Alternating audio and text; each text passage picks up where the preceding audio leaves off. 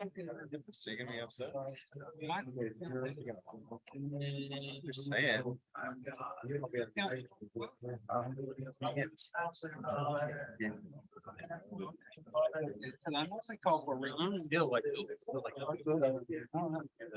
It's recorded. I am. No, I didn't think you were.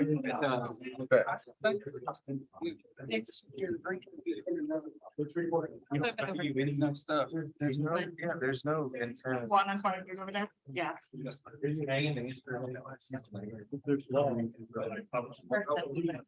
I still got 2 minutes. One and two.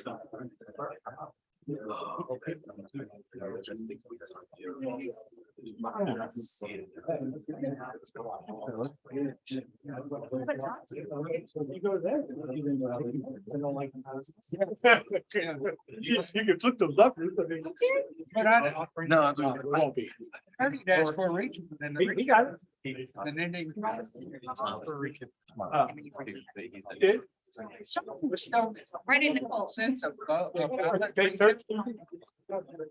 Okay. Yeah, he had to pay up front. Why didn't anybody turn out? Like, that was only like 4,000 votes, right? 52.25. So, A little less than half. You got about 12,000.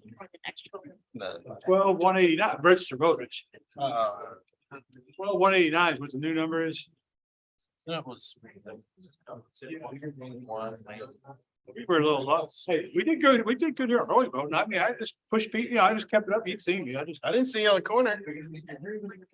Work.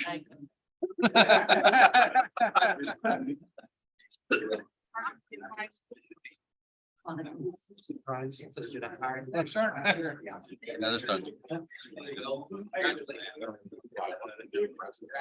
I'm about to give. Back. Actually, let's be.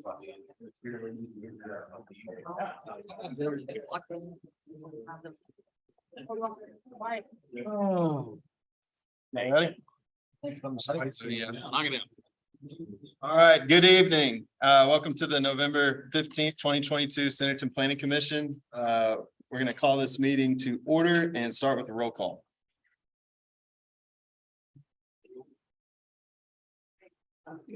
Jeff Safar. Joey Engel. Here. Devin Murphy. Here. Craig Langford. Here. Gary Harris. Here. John Sessoms. Ben Lewis. Here. Tony Davis. Here. Brandon Swoboda. Here. All right. The first item of business is the approval of the planning minutes from 11/1/22. If there's no discussion, I would entertain a motion. This Jerry, I make a motion. 11-1-2. Motion, Can I make corrections to the minutes? We need to add Lorraine Burns as someone who attended for the city and note that Craig Langford was absent. okay, Include that. all right. Second. Motion and a second. All in favor? The next item is number 4, the ratification of administrative approvals. Looks like we had one home occupation permit come through. I'll entertain a motion on that. Greg, I'll make a motion to the ratification of administrative approvals. Tony, I second. Motion and a second. All in favor? Yeah. Opposed?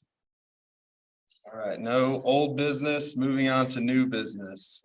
Item A, development 2207/car wash, the commercial large scale. Is the applicant here?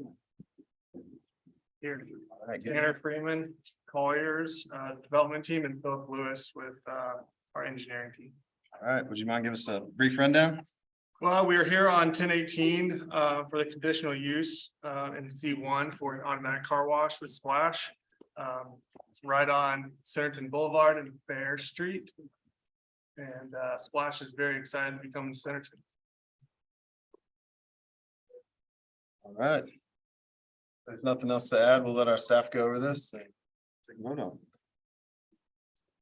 So the applicant submitted development plans for an automatic car wash located on the northeast corner of Centerton Boulevard and Fair Street.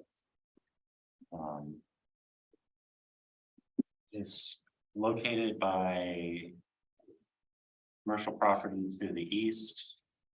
And another commercial property to the west and a multifamily R3 residence to the north. And it's currently zoned C1.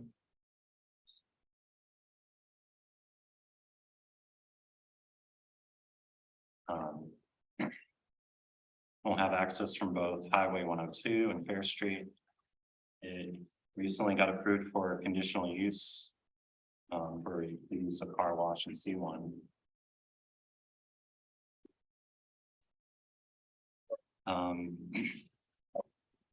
So the adjacent street agreement has been approved with the comment being made that that they need to change the wording from curb and gutter being on the west side to the east side of Fair Street.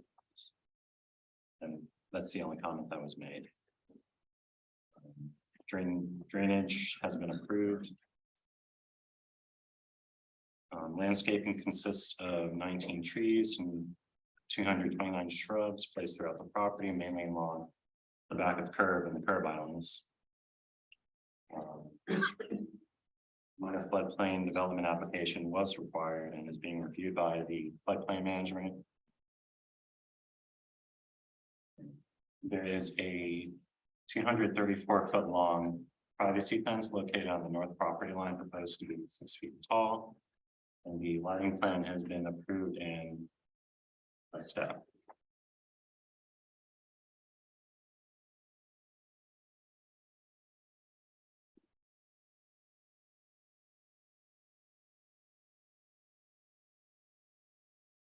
I have one comment in regards to the lighting plan. You know, the area we spoke about where the drive curves back and then comes back to the car wash, no trees are there. And it looks like that also happens to be the spot where we have some light going on to the neighbor to the north. If you have a photometric plan. you can- Should be. The landscape plan? Photometric. Photometric. Should be. No. Sorry.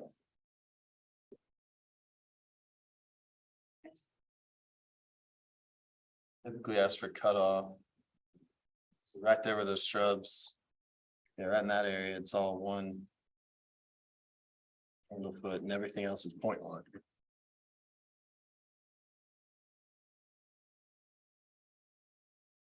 So I don't know how our ordinance specifically reads, but is that permitted? As far as the light going, Off the property? it cannot go off the property. Okay. There's also a 6-foot privacy fence there. Right. So if it, It's showing to go off the property. then they'll have to put shields on.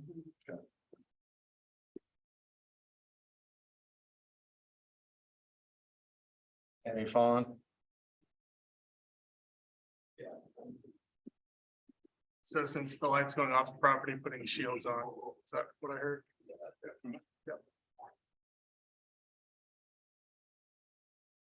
See the area we're talking about? Yes.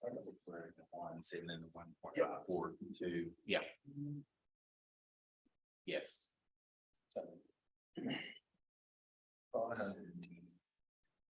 The updated will have the fence in place, see what that changes as well. Yeah, I don't know if The ones will be gone, but will the .07 still be there? Okay.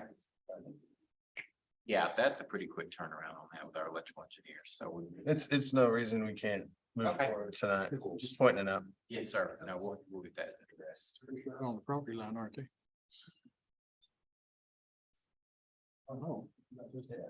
The same shielding, I think I had noted on the east property line as well. I think it's a little above. Yeah, there's some back in that corner, yeah. Yeah, probably just take a look at all of it. Sure.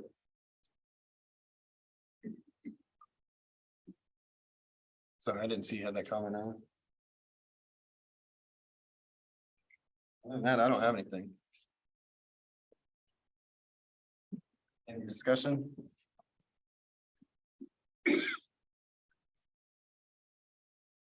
They have a few minor comments for them to update. None of it changes the plan substantially by any means, but obviously I'd approval pending fine, we'll accept it. Yeah.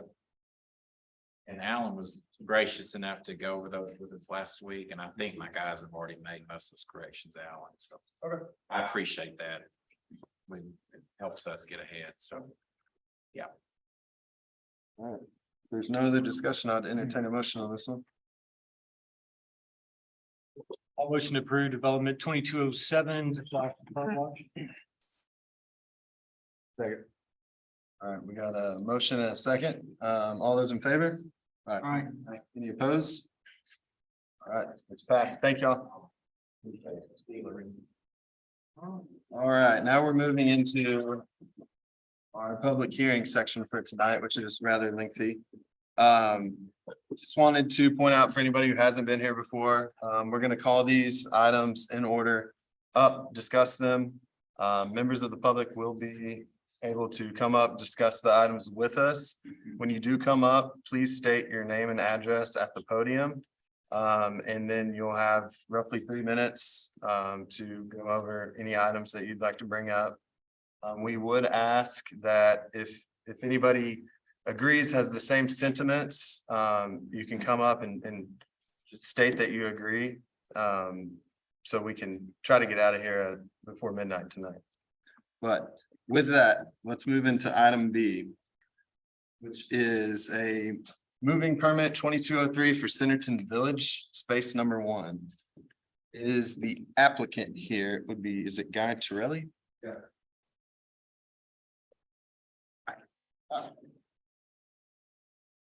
You tell us a little bit about this moving permit. I assume it's similar to the last ones. It is, it's the old, horrible looking mobile home right in front of the park. We've been anxious to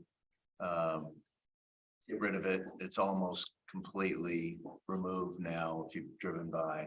And so what we want to do is get a newer mobile. It's a small spot, so it's hard to find the exact size. They don't make a lot of those, but we're on the hunt for one, and then we will paint it and make it look beautiful because it's the first thing you see. Okay. All right, thank you, sir. Anything, we'll call you up. We're gonna let our staff go over.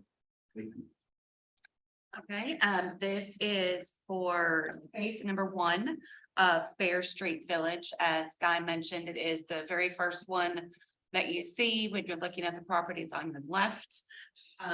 We will need a floodplain permit for space number 1. I thought that he had one for number 1, but it was the previous ones. For the size, he's looking for up to 16 by 46. That would be the largest that would fit in that particular location. So he has not purchased one yet, so he's just in the process of removing that old one and still looking for a new one. It will be placed inside of the buildable area because the one that's currently there is across the setback. So it will be brought in and will be in the setback. It will be where it's supposed to be, not in the setback. Like I said, he does need to do the floodplain permit with Laureen. Make sure all of that fits because this entire property is located within the floodplain. And we have asked that Mr. Torelli to provide us a large scale development plan for this property. So that way we don't have to come in for a moving permit each and every time, as long as we have what the plans are and what's going to go there. You know, what the spaces are so that we know exactly when one comes in, where it's supposed to go. They would still have to go through the building department, but it wouldn't have to come through you guys through the planning department. So now this is space number 1. So he's already done space 2 and 3. Now we're to number 1, go backwards. All right. Yes, let's open up the public hearing for this one. This Tony, I make a motion, we open public hearing for moving 22-03. Second. All right, we got a motion and a second to open the public hearing. If anybody would like to come up and speak about this specific item, please do so now. Second call. All right, don't see anybody, so I'd entertain a motion to close. the public. I make a motion to close public hearing. Motion and a second, so is there any discussion on this item? Do we need to do anything with, under staff findings, number one, the building safety department recommendation? That's it. Oh, that was from the previous one. That's just still in there, so that way we can see that these are the things that they're supposed to go through. But this one, he said it beforehand, That's right. so thumbs up on that one.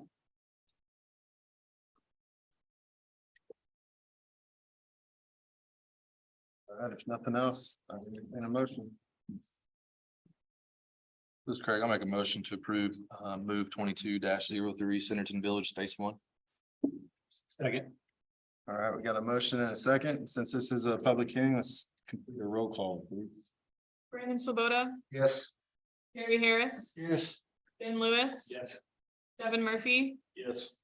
Craig Langford, Yes. Connie Davis, Yes. Joey Engel. Yes. All right, that's all. It passed. Thank you, sir. Thank you.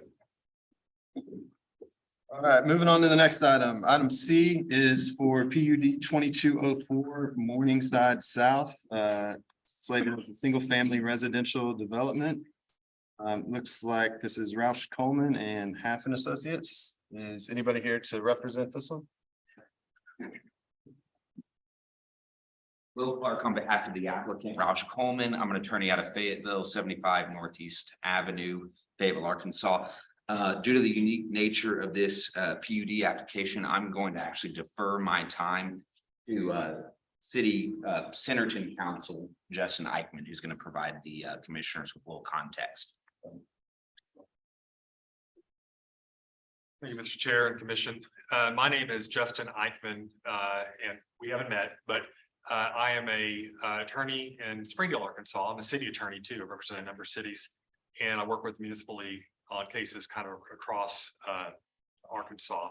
I have co-counsel on the case who are not here. One's in Little Rock, Amanda LaFever. She's an employee of the municipal league who was attorney on this case, as well as my law partner, Tom Kicklack, who's city attorney at Lowell, and Lowell has a city council meeting tonight that he is attending. But I wanted to give you all some background. This may have come across a little bit strange to you when you saw it, or you maybe you've heard some about it, but this is our opportunity to talk. We're a public body, and so we have to have these discussions in public. So I apologize if some that you may have been hearing for the first time, but that's the way it is.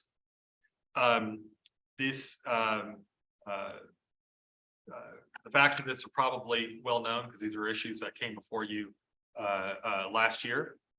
As you all may know, there was a lawsuit that resulted after that occurred, and that lawsuit ended up being in federal court. There are two basic claims on the lawsuit. One had to do with a state law, a new state law, newish state law called the Private Property Protection Act. And the Private Property Protection Act is a takings law. And we are still trying to sort out what parts of it mean. There is no reported law on it yet on interpretation. And to my knowledge, across the state of Arkansas, there are two cases involving the Private Property Protection Act, and I got both of them. I got one in Elkins, and I've got one here in Centerton. And then the other claim had to do with the takings under the Fifth Amendment of the United States Constitution. Okay, so that's what landed us in federal court. Back in August, I believe it was around August 12th, federal courts have a process where the parties go before a magistrate judge and to see if settlement is a possibility. It's usually a pretty good process. If nothing else, it gets the parties to sort of understand the claims, understand the issues that are there. And from the city of Centerton, I believe we had Mr. Rabel, we had the mayor, we had both Diane and Lorraine, myself, Tom, Amanda LaFever as counsel, and we had all of the city council there. And then Roush Coleman, their attorney, Mr. Clark, who's here, as well as their representatives were at the meeting, at the settlement conference as well. And that was an all-day affair. That was started in the morning, and when we finally walked in that building, it was night. And the settlement conferences are very tough. This one was very tough. This is a tough, difficult issue. Any planning issue can get fairly complicated and thorny, and this one was no different. It was a process where I think Lorraine and Diane probably felt like they were losing their minds at time. I think everybody's went through that. We had anger and frustration from council members. We had that from attorneys. We had that from probably the magistrate judge. We had that from Roush Coleman. We all were trying to work through because it was a very difficult process to work through. But what ended up was a settlement agreement. And that settlement agreement was entered in as an order of the court in front of the magistrate judge. The parties were given time to try to put it together because this is kind of a unique circumstance. What the case derived from is that parcel of property, but approximately about 12-acre property was zoned originally in 2004. And I'm going to hit some of the facts that's very general. I know you guys probably know the facts very well.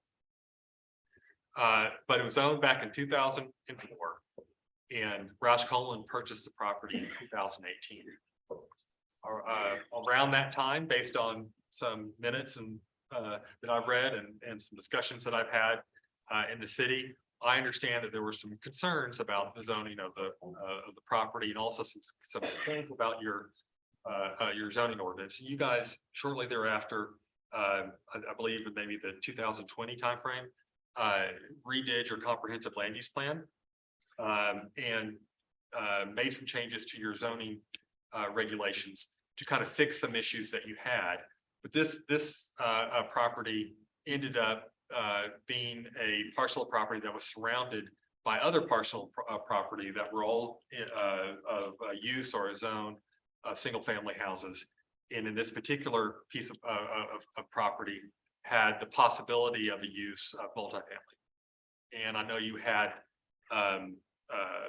public hearings here and at city council that were well attended by a lot of people, and you heard a lot of concerns about having multifamily surrounded by single family in this particular area. But eventually what happened is that there was an ordinance passed in 2021 in August that fixed the zoning map, or that had a change to the zoning map, and ended up changing that parcel of property, removing, putting it in a district whereby the multifamily use was removed.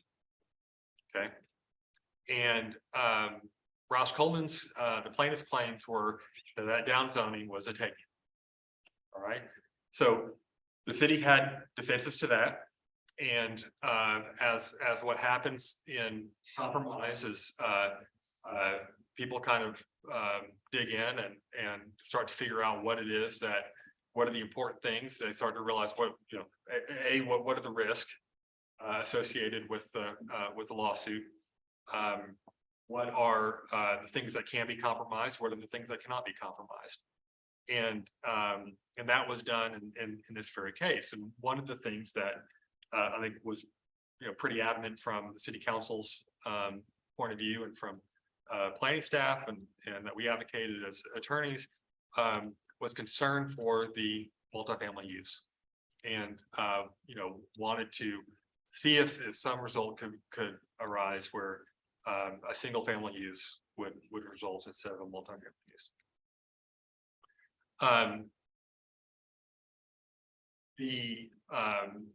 The order that resulted is fairly detailed in some regards in what can be approved and what not. Essentially, it set up this process that the city would approve a PUD within certain guidelines. The PUD is for a single family use development. It has a higher density than what would be allowed under maybe your conventional zoning. It also has some waiver of certain things. One of those things is a green space. There's not a green space, with the exception of what would be happening with the drainage, detention areas. There's not green space, and that specifically was addressed in the order. Also had some addressing of off-site improvements on what work would be done and what would not be done. But in essence, you know, what you have before you is sort of is within those guidelines. Now, these things are tricky, and as the plans were submitted and as review has happened, there have been some issues that we've been having to work out. And one of the things that I would point out is that once this is approved as a PUD, it has to come back as a preliminary plat. And some of those issues that still have to be worked out are ones that might be more appropriate for preliminary plat, because they require a little more detail than what you sort of have at this PUD process. So, you know, those items have to do with kind of adherence to fire code or certain street requirements and things of that nature. You know, I one of the plans I had in talking to you all here tonight was that you know, some of those issues are noted, but there are also ones that are probably better addressed within the preliminary plat.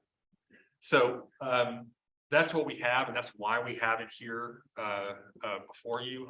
This is unlike anything you've probably done before, because normally you're applying your code to the application, and you know, having your comments and you know, going through perhaps some changes, and that this one's just different because we have a federal court approved settlement agreement in this instance. So that's a lot to say, but I just want to make sure that I kind of covered a little bit of that background.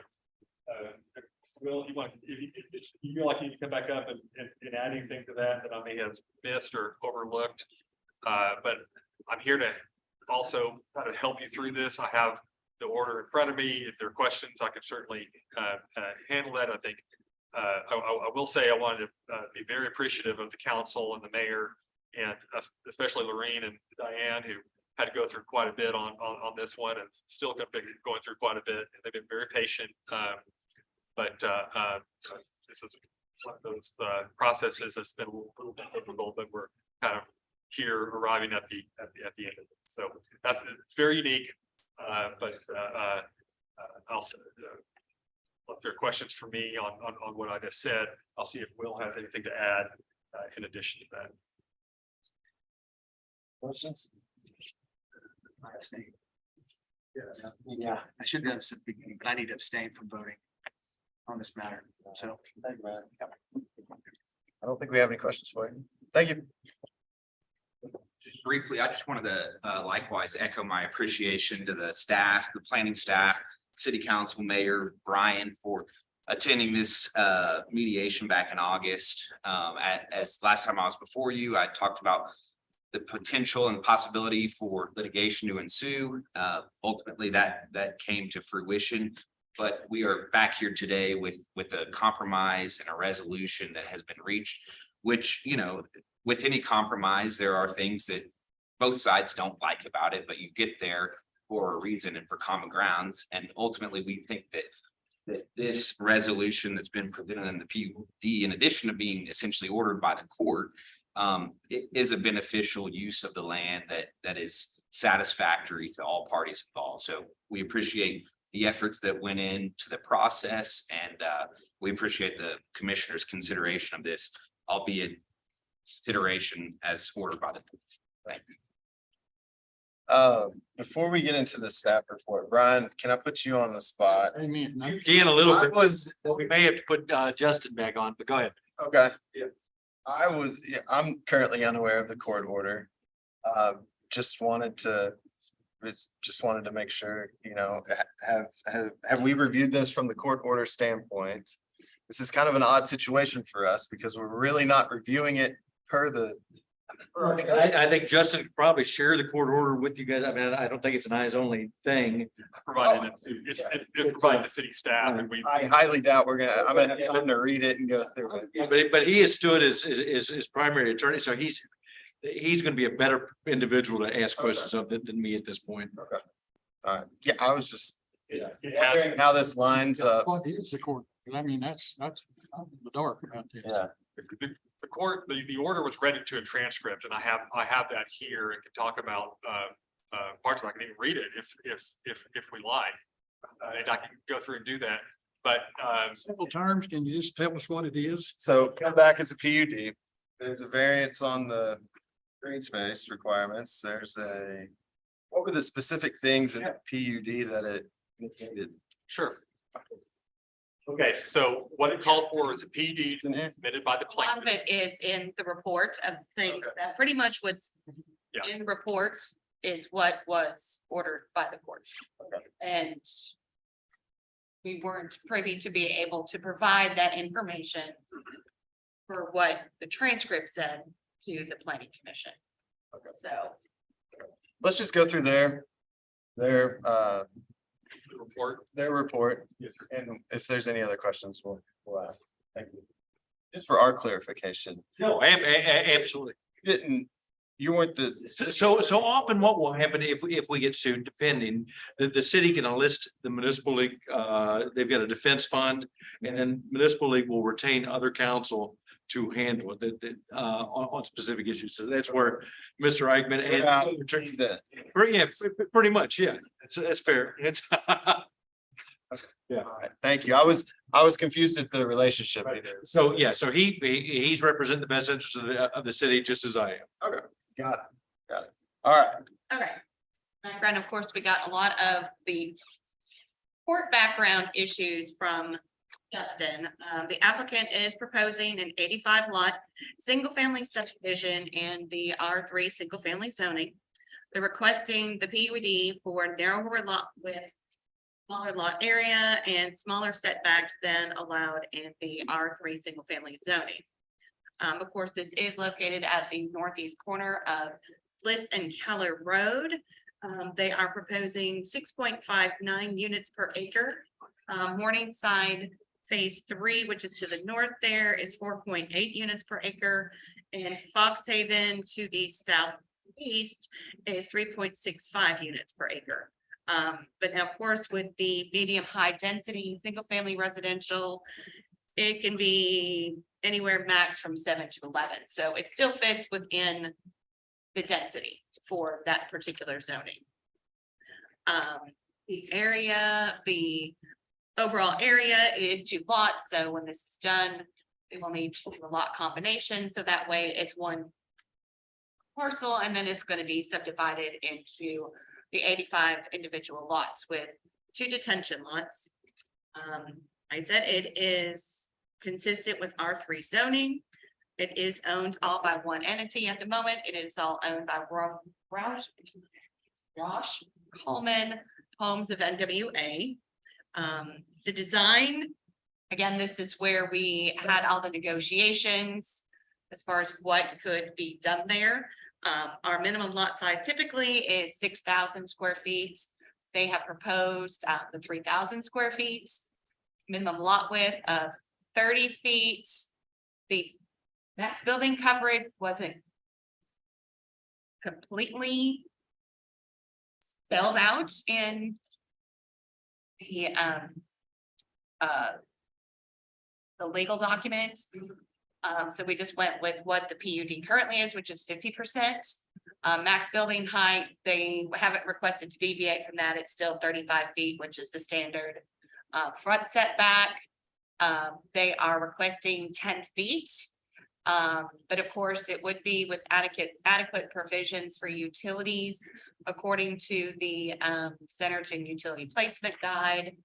And as you can see in the image here on the left side of the screen or on the left side of your page, the driveway is showing to be about 20 feet. We are requesting that it be 25 feet, 22 feet deep. So that way those cars won't be overhanging a sidewalk. So I'm not quite sure how the 10-foot building setback will work, but that's what they have requested. And side setbacks, they are requesting to not have any side setbacks other than what would be required by fire code. And rear setback, one of the things that they did agree upon is for anything adjacent to a neighborhood.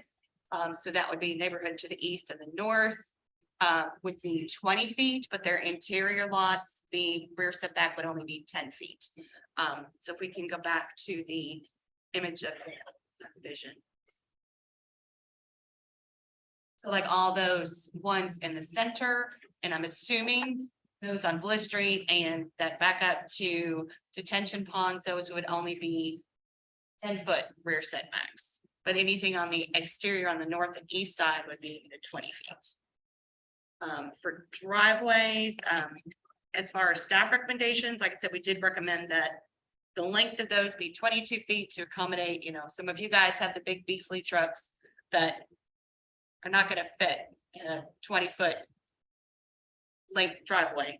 And that driveways, this is particularly from the street and driveways code, that driveways and corner lots shall be located as far away from the intersection as possible. And in no case shall a driveway be installed closer than 30 feet to the beginning of the street intersection curb radius. So you have the curb off the intersection, no driveways in that curb. Now, some of theirs is going to be difficult to be 30 feet away from it, but make it as far away as possible. The density, like I said, it does match. Our staff recommendation is that the density be limited to no more than 85 units for the subdivision. Accessory buildings, the proposed plans are not showing any accessory buildings, and staff recommends that if there are accessory buildings in the future, they shall require the underlying zoning requirements if there are any to be there in the future. Open space, as just stated, there's no open space. That was, a concession that we had to make for this in particular. The architecture treatment is again not completely consistent what we would usually have in our planned unit development. But they did say that they would do up to 3 feet of brick on the front facades of the homes. And here is some illustrations that they provided on those homes. Landscaping, the only landscaping that was agreed upon was at both entrances, and they're going to have entrances not on Bliss, but on Keller. And then there's a stub out street off of Napa named Belvedere, and they're going to be connecting to that. So we'll connect to Napa and to Keller, but not to Bliss Street. Parking, it was agreed upon that the driveway shall provide for 2 cars parked side by side. No specifics were given as far as the garage, but they would have the parking, so you could have 2 cars parked side by side. And suitability, again, that's one of those things that we had to look at during the mediation process as, what could we all agree on that would be a reasonably suitable use for this piece of property. And then, of course, we have our typical conditions, which those still are applicable to this. And as Justin said, they will have to come back with a subdivision plan. So that way, we'll have to determine, where all those utilities are going to fit, the streets, the driveways, things like that. And as far as on-street parking, the way things are laid out, see that would be feasible. But that's something that would have to, I guess, be ultimately determined with the subdivision plan. And I think that's everything. So can I ask a few questions? You knew I was going to. And if I can't answer them, by all means, Justin. I'm sure some of the public input we will get tonight is regarding the use next to the existing single family. While it is single family, it is a different type of product, if you will. The lots are a lot smaller. The density's increased. Is there any screening for the neighbors? Now is that? It couldn't be, it wasn't. So, and this is a weird situation for us because it feels like this is more informational. And everything's been agreed upon by the court order. Is that correct? Yes. Got a question. So I understand we're in a court order and it also says the city council, so the city council has approved this already? That's kind of confusing. to me. Yeah, city council was at the, this is a entirely different beast. Only really in the federal court can you do this. The federal court waives, is able through the supremacy clause to waive FOI requirements. They're actually, that's why all of the council could be there along with the mayor at the court. At the settlement conference, the council members all voted. And it was a unanimous vote in approval of this. So it's been agreed to by the terms have been agreed to by the council, but it's a planning issue and it's got to go through some of these processes, and so that's why we're here. And my But question, we understand, Greg, they will still have to vote again once, basically. They question I don't understand. The question is, it recommends stuff to the council. Tony, I think they agreed upon the terms for the court order, correct? They haven't agreed to, they haven't approved this plan. They were in the mediation session or whatever and agreed to the terms. They haven't seen the plan, so now it's coming back through the full process. After August 12th, Okay. the plan was created. Because that was what was agreed to at. Okay, that's what was confusing. Okay. Was it even before since the council already voted on it? Okay, thank you. This is my interpretation. I'll let Justin disagree, but that they voted to vote for it. And when it comes in front of them. With these terms. Yes. Okay. The terms were approved. And so, from that point, the plan had to be developed and then brought through. All right, thank you. Well, I think we got some background info there. Let's go ahead and open this one up for a public hearing. Motion to open the public hearing. Second, the public hearing is now open for this project. Please remember, if you want to come up and talk about this, state your name and address at the podium. Would anybody like to come up?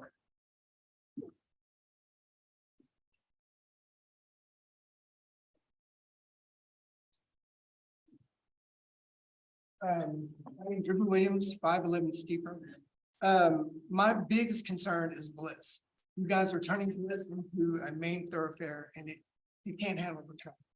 I just would like in the future, maybe that be addressed. I don't know if that's something, but Bliss is really becoming overlooked. So that's my comment. So, is my understanding this does not connect to Bliss, right? That's correct. Not directly. Not directly. Right, so I just want to make sure, I didn't know if you heard this, this does not directly connect.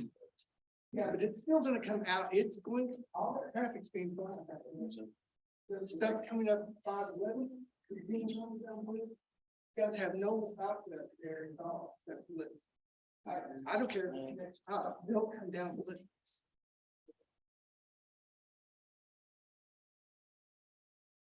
Is there anyone else that would like to come up and speak on this?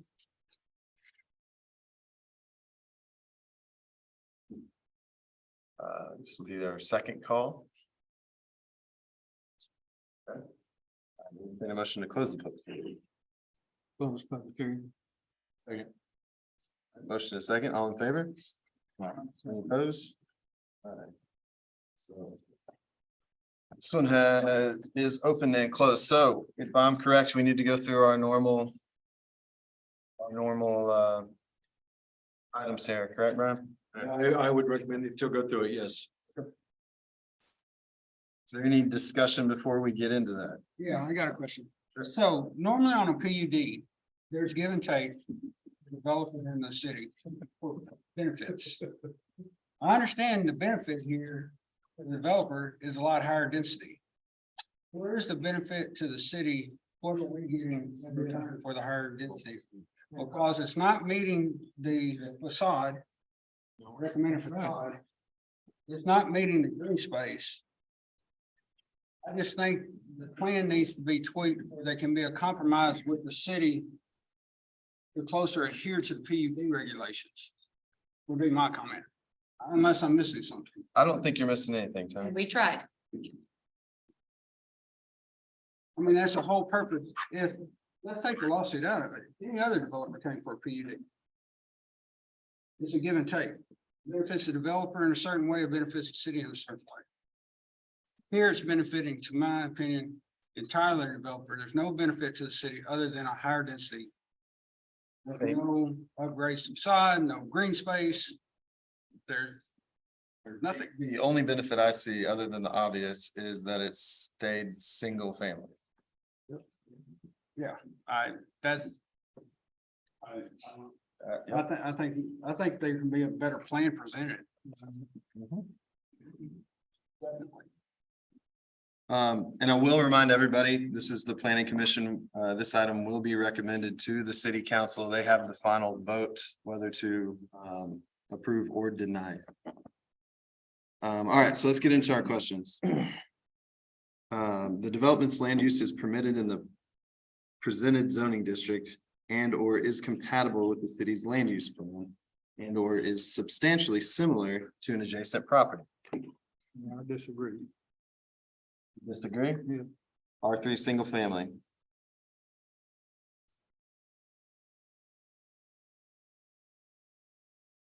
Do we have the comparison map at all? As far as that table, that, Yeah. yeah, I mean- scroll to that and the little comparison table. There you go. There you go. No, you're looking for the I was looking for the Like the R- adjacent the- properties. and- high density, like the. Like What a did- zoning map that, Yeah, we have the zoning map with that one, everything around it to the. It's all R3 single family, the subdivision to the north, which is Morningside, they are 4.8 units per acre. And then to the southeast, there's a brand new subdivision. Box Haven, that one, they're larger lots and there's only 17 lots, if I remember correctly, on that one, and that one is 3.65 units per acre. Now to the southwest, where you see like Peridot and Garnet, that is the RTHD MF12. And I can't recall at the top of my head how many units per acre that one is.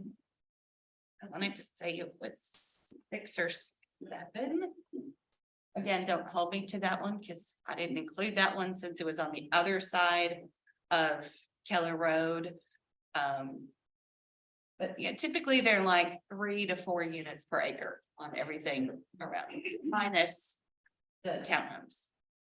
So Lorraine, before the meeting, you discussed that these questions, is this first question pertaining to the zoning or the use and or density? I see it as the second one is more of the use in.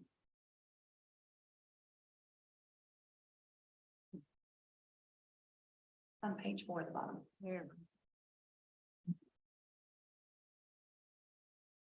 When we were talking, I was specifically talking the zone. Okay. Okay, so you're talking on one?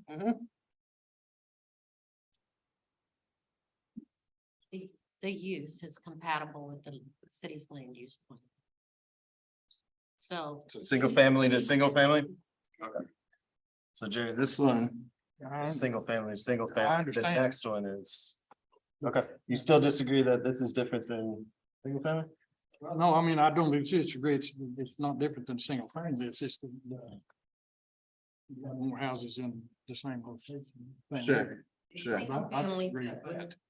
single family but higher density. Okay. We have a no. What does everybody else think? I'd say in that sense, it's compatible.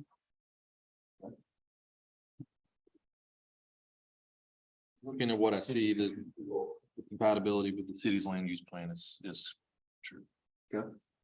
Tony? Yeah, I mean, it's compatible. Single family homes. Okay, so we're gonna go with, it is compatible on that one.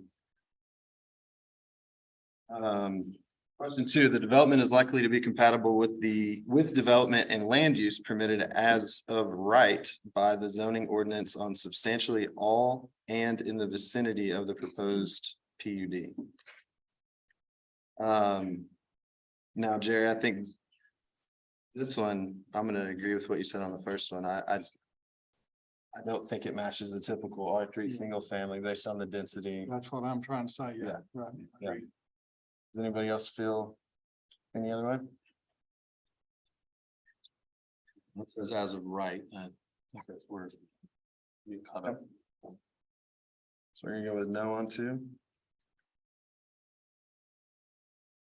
Number three, provides public benefits that would not be achievable through the normal zoning regulations. Personally, this goes back to what Tony just said, and I'm gonna say I see no public benefit with the PUD process. You agree with that? I agree with you. Agreed? I'm gonna say as presented. Okay. So I think court order, right? You gotta allow the density basically. So now we just gotta agree upon a plan. I mean, if he comes in with maybe more than a 3-foot brick veneer and a brick garage, I mean. What about, Seeing how these houses age over the years and what this neighborhood would turn into 20, 30 years from now. what about public amenities or? Yeah, I mean, yeah, so I just want to be clear on that. I understand the court order, the density, it is what it is. But the PUD, I think, could be improved to give the city some type of benefit. What that is, the developer can propose something, but I'm not seeing any proposal from the developer. As a benefit to the public? Yeah, to benefit the public. I agree with that. Three, I think we're all, no. 4, adequate public utilities are already in place to service the property, or the developer has sufficient plans and private financial commitment in place to ensure adequate public utilities will be available to service the property. We haven't seen a utility map, but I do believe that all public utilities are available. Yes, that that is correct. Anybody disagree? They should be. Number 4 is a yes. Yeah, public utilities run along Bliss and also Keller. Number 5, the development will not impose substantial negative external impacts on or prevent the orderly development of adjacent property.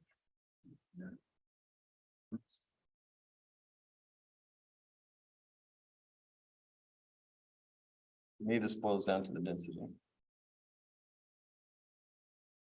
And I don't know what sort of offsite improvements or street improvements were touched on. We'll put a sidewalk, a 6-foot sidewalk on I believe Bliss and Keller.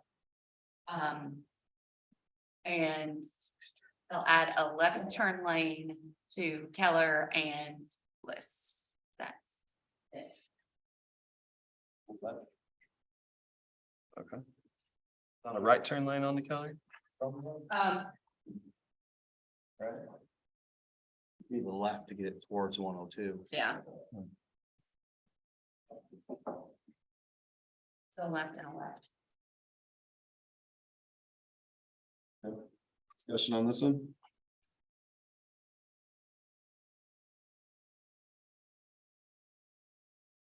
I think from reading this one right, I think this is yes. Development, not imposing negative external impacts or preventing development of adjacent property. It's not preventing it. Right. Or imposing. Yeah. Go. Everybody agree? Alright. 5 is a yes. Number 6. The development does not endanger the public health, safety, or welfare. Yeah, I don't see anything. Number 6 is a yes. All right, so is there any other discussion prior to voting on this? I have a question for Diane. So you mentioned earlier that the 30-foot off corner on the driveway, is that a city code? Yes, it is a Okay. city code and the streets and driveway code. So would that not be enforced on these? I mean, we still have to meet code, correct? Or not? Justin. I mean, just because this, we don't waive all city code, right? Right. Certain, Not. certain parts were, so with regard to PUD and zoning was. The particular code that you're talking about is in your street codes in Title IX of your street code. And it basically, I wish I had it right in front of me, but it says that it is, like within 30 feet of the radius of the turn. Correct. Unless otherwise approved by the city. That's the way it's written. And, my thought is kind of why I prefaced it at the very beginning, that would be more appropriate for preliminary plat, because then you'll be able to see what's We appropriate. still have the ability to enforce that to the best that we can within these parameters. That is my belief, and we have talked about it, with Roush Coleman. I think it's very hard to look at right here because you don't see any of the details, but it is not, I mean, this is something like the fire code that kind of falls outside of that, of your zoning ordinance or your PUD requirements. And Mr. Chair, if I could, I just want to point out one thing, because maybe I didn't make it so clear too. The argument in the case, I noticed that your criteria number 2 talks about the current use, or excuse me, the land use permitted as right. And, you know, at issue in the lawsuit was that the property was improperly rezoned, and that it should have been retained in its high density character. So the big issue when we were in the settlement conference was the multifamily use versus single family use. And so the argument that wasn't settled, but would be settled with the settlement agreement was, you know, what zoning should that property have had? Should a multifamily use be allowed there? Or should this be single family character use property? So just want to make sure that that part was clear, was that zoning designation to just single family was what was specifically being challenged as a taking and as being a problem.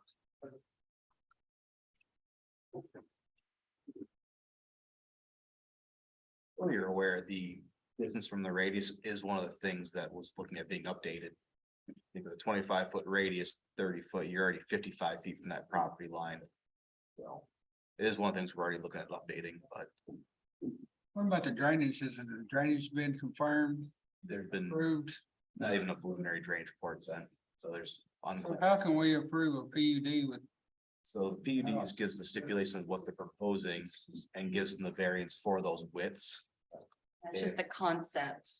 It gives them this stuff, and then it gives them the guidelines to lay everything out. They still have to make the drainage work. Is this, I didn't ask the question, I think it is, it's showing 50-foot right away. These are public roads through here? Yes.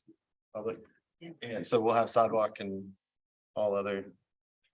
Mainly, my question is on sidewalk, public sidewalk along there. Internally? Yeah, I think it is shown on that sheet. Showed the driveway, but they. Sidewalks on Keller and Wood. Yeah, it's shown on the inset. There is or is not sidewalks. There is. Right, but they, Internal and That was external. the 22-foot driveway.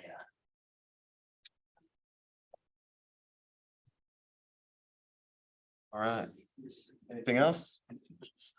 All right, if there's nothing, I would entertain a motion for PB 2204. I'll make a motion to approve PUD 2204 Morningside South. I'll second. Got a motion and a second. Can we do a roll call, please? One more question before we vote. All right. So I still have to come before us again with a final, the preliminary subdivision plat, yes, okay. that is correct. Just the PUD in Centerton is an overlay of a use, of a conditional use. Did anything change on your motion or Devin, your second? No. All right. Roll call. Tony Davis. Greg Langford, Yes. Devin Murphy, Yes. Ben Lewis. Yes. Jerry Harris. No, Joey Engel. Yes. That passed. Thank you all. All right. Item D. Welcome back, Brandon. Another public hearing. This is conditional use 2207 JP Specialty Self-Storage Use. Go ahead. Is the applicant here? It'd be.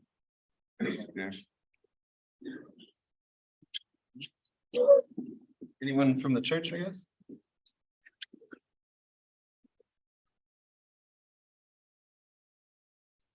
Good evening, Will Kelstrom here on behalf of the applicant.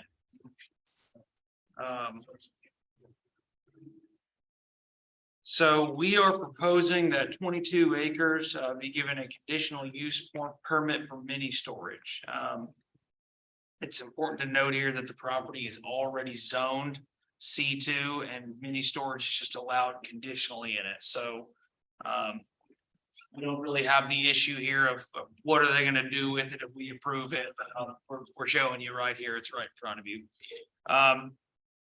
So another thing about this is kind of interesting is we originally asked for flex space and mini storage on the conditional use permit, but at the time y'all did not have a flex space use in your code, so it's been amended to just mini storage. But from what I understand, y'all are going to look at an amendment to allow flex space. Actually on the agenda tonight, I believe. We'll see. So. Again, we have changed that to just mini storage. So if you look at our layout here, you'll see that we're proposing some mini storage. On the back of the property with the flex space, or the commercial component being aligned with the frontage of 72. You'll also see that once we enter the large scale development phase, we're going to end up having to build out an extension of Talamore down to Highway 70 or from Highway 72 down to Town View. That's really about all I've got. We have read all of the conditions that the staff has listed on their terms of approval and we're fine with those. So I'm just here if you guys have any questions, and then if the public gets up to talk, I'd ask that I be given a chance to address some of their concerns. So thank you all.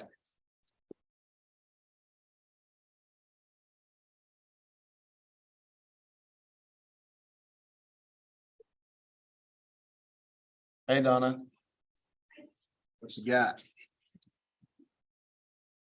So this property was part of a track split that was done earlier this year. It is south of the Talamore subdivision.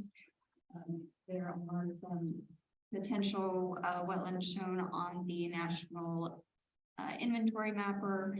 So we need just a quick assessment done before there is any development plan. So this is another one you guys would see again with a large scale development plan. There is that major collector that we already mentioned that would need to be done with a large scale development. This is on the highway, so that is a major arterial.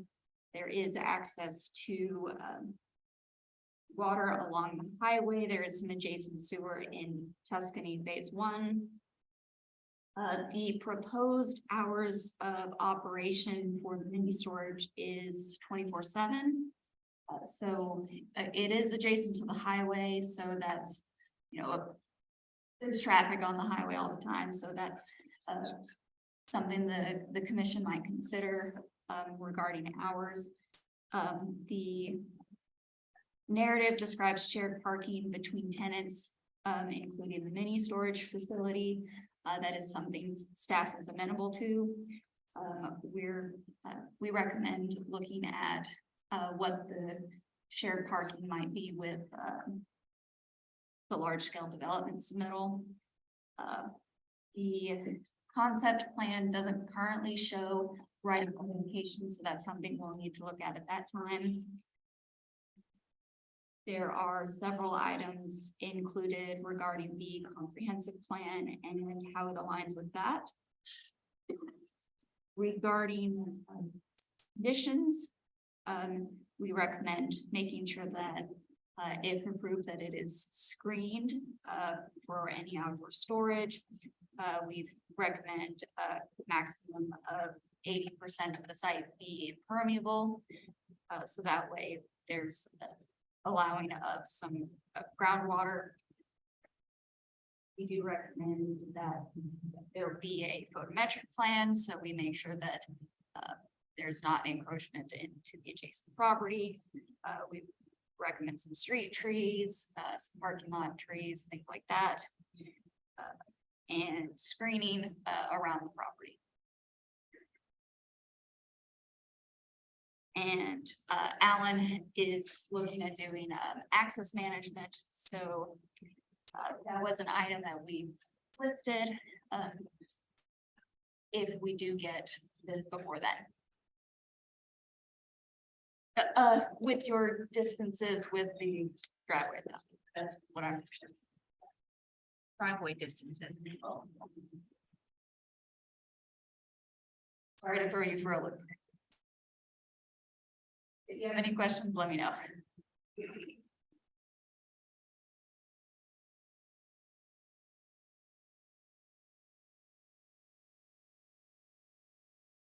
Do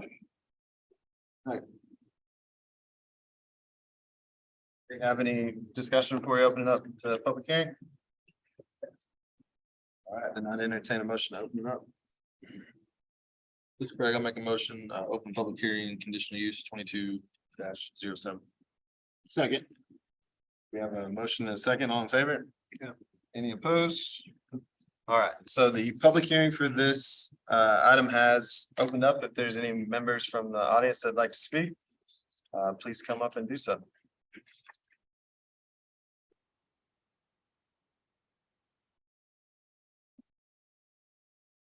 Hi, Amy Rochette, 3711 Bitter Root Street. Just a couple of questions on this layout. So it looks like right behind the proposed flex space is RV. So, RV, is that correct? Yep. Is there plans for any type of like screening because the house is across the street? so right now, this is just the use. Okay, This is allowing the storage use in that zoning, which is conditionally allowed. okay, So at the time of their large scale development, they would incorporate those items, but one of the items that we did mention in the conditional use was the screening requirement for the trees. So just getting that on the front end to say, hey, this is your proposed use. If it's approved, this is what we would like to see. So that was mentioned. okay, mentioned in there. okay. But yes, at the large scale development meeting, when they submit that and go through that, that's when we'd be able to see those. Okay, great, thank you.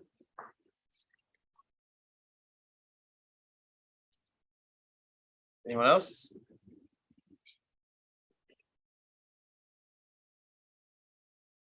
All right, entertain a motion to close the public hearing. I'll motion to close the public hearing. Motion and a second, all in favor? Any opposed? Nope. Let's see here. I have a question. I think the access management is a great thing to talk about right here. With the conditional use, can we stipulate that the access be off of the proposed collector coming through the site? I don't see any reason why not. Was there any objection to that? I don't know. And I think we could do multiples if that's a concern. But I think that those off of that slower paced road would be a little safer than those off the highway, especially with trailers and boats and.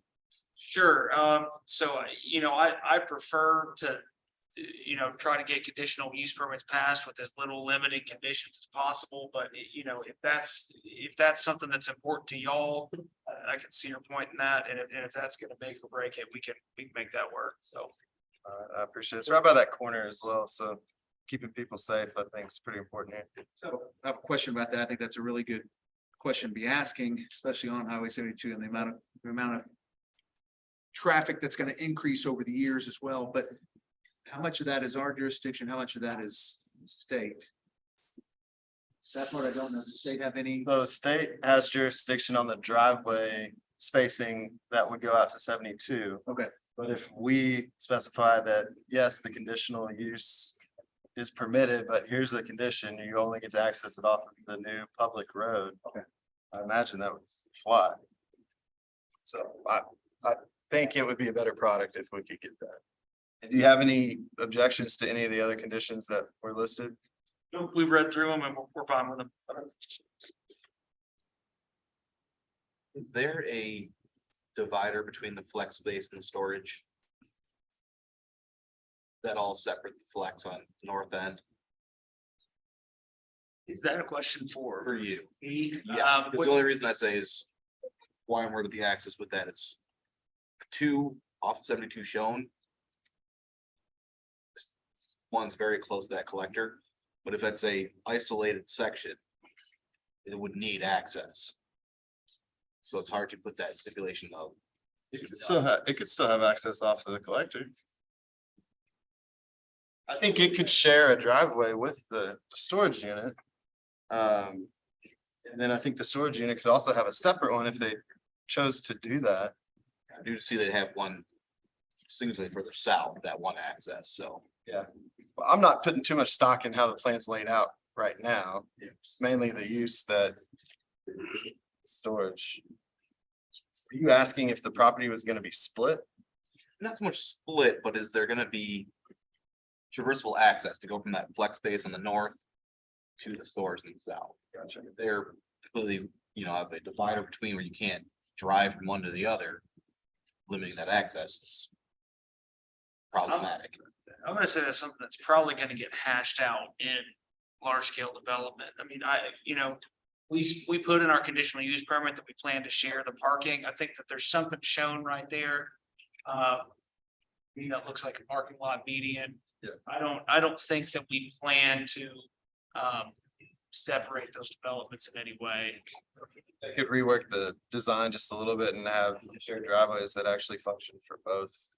Because obviously this is gonna be gated, right? Parts of it. I mean, to answer your question, I think that that's probably gonna be more dictated by what y'all want than what we want anyway, so. So you're open. Well, it's hard to not be 24/7 if it's not gated. Well, I've never seen a storage unit that doesn't have a gate on it either, but I think you could have a main entry in.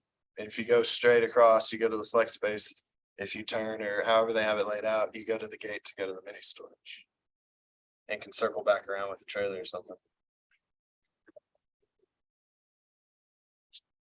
You guys find it 24/7?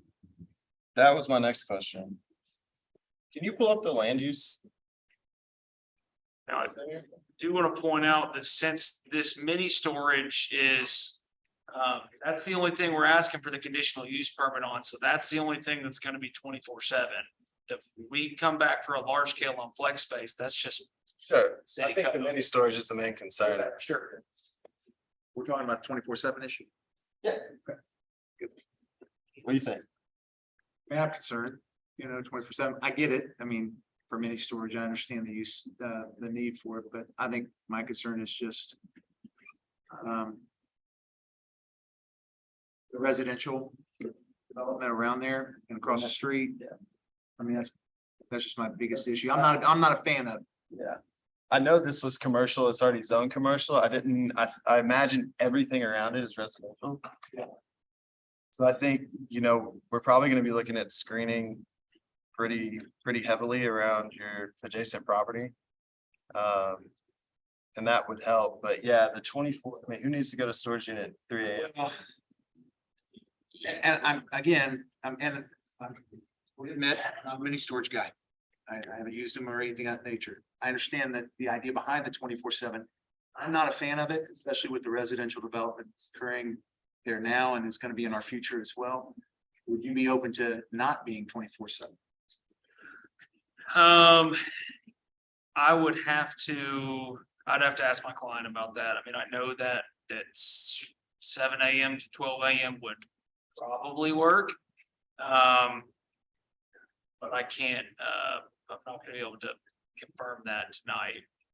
So if y'all are, if I have more items on the agenda tonight, if y'all want to put a pin in this and let me go call them and take it up at the end of the night, I can do that too. What kind of hours of operation would y'all be looking at? Honestly, we just started discussing it. Does anybody else have a problem with the 24/7? I do not have. I'm not opposed to it. I don't have, I'm not opposed to it. as a user of. Correct. But I'm also, as a member of a residential community around there, I would not be in favor of 24. So what do we have there to the south? Is that medium high density residential? That is correct. And then across the highway is low density. It's all RE, right? It's R1. You're already close. That's across the highway though. It is across the highway. I'm gonna say I'm not opposed to the 24/7. So I mean, to a point, other storage places in Centerton do close. Yeah, not all of them. Not all of them. Not all, I agree, but some do, so it's not unprecedented Right. for it not to be a 24/7. Especially in a highly residential area. Okay, It is surrounded by commercial. On all sides. Yes, okay. And this is land use. It's on the highway. That's the Yes. The use plan. I think it's a valid. Yeah, I'm with you. Good zoning, yeah. Yeah, just give us the zoning code. so. That's current zoning, right? Yeah. So this is the zoning map and it's also showing our parks there. So these Lightning Soccer Park is split between where this parcel is. So this is a conditional use for commercial space. It's my understanding there's other commercial by right that could be 24/7. So that's what I pointed out earlier. That's not the case. It's just the storage that would be 24/7. Just pointing out, He's agreeing with you that Okay. there's other permitted commercial spaces that could be 24. 24/7, so it's kind of hard. to Put limitations on something that by right could go in 24/7. I'm with you. I mean, if you got your RV in there and you get home at 2 AM, you want to be able to go put it up, right? That's a Or great point. you want to go fishing That's- and get your boat at 5 AM. It's at my house. There. Never gonna be There. this. All right, any other discussion on this? I think we touched on the access management coming off the proposed collector. Landscaping, screening along. I would personally love to see some street trees along the highway. We have, Donna, what was to the east of this? Was it commercial as well? So east and west are commercial. And east. No? No, that's current. This is this is our future. This is currently our zone, our zoning map. Future, This is one of the commercial areas that we do have in the city, so we've got some bigger chunks of commercial in this area. give me the proposed or the land use.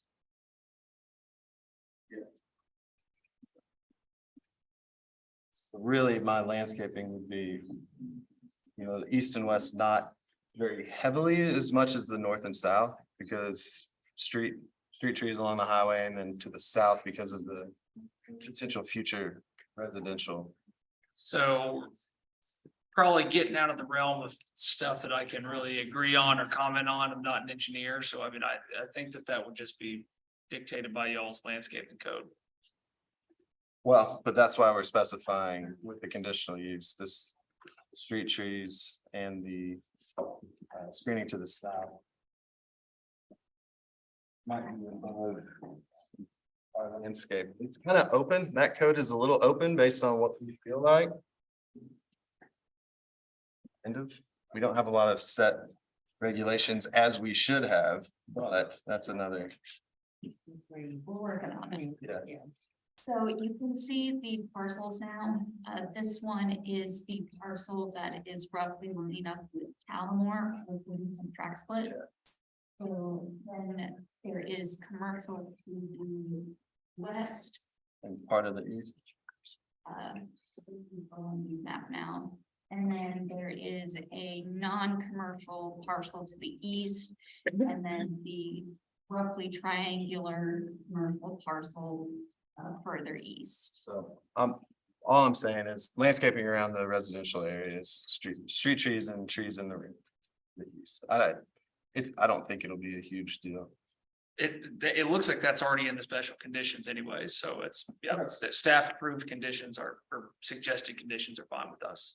All right. Anybody else?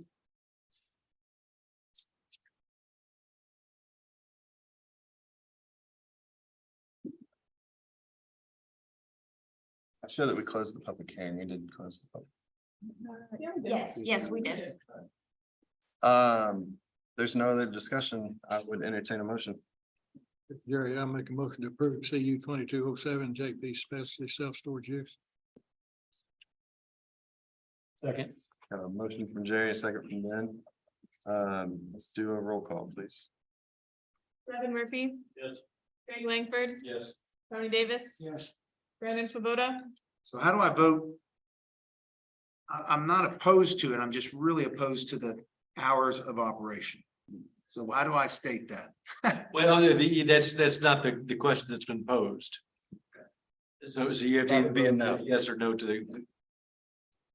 What's been posed.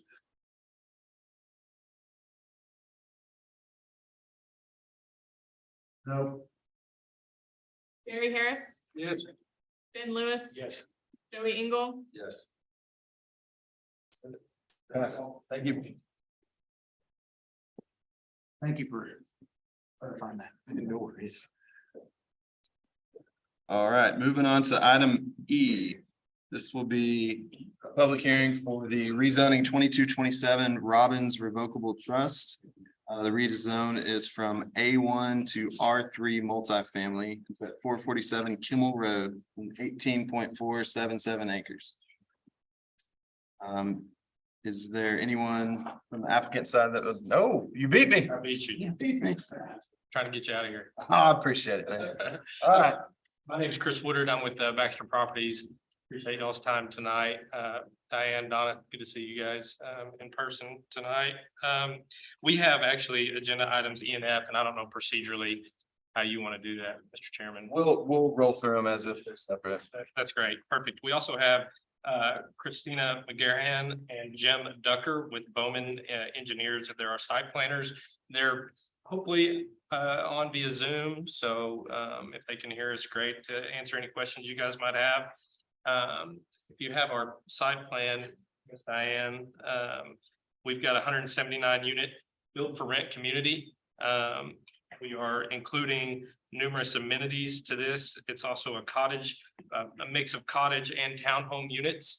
Like I said, 179 units total, have a leasing facility. We plan to have it gated with clubhouse, pool area, fire pits. Plan to have a dog park, pocket parks throughout. And really excited about this and the way it will complement the new future use plan for the new downtown core as well with its proximity. That we can happy to answer any questions you guys may have. Thanks, sir.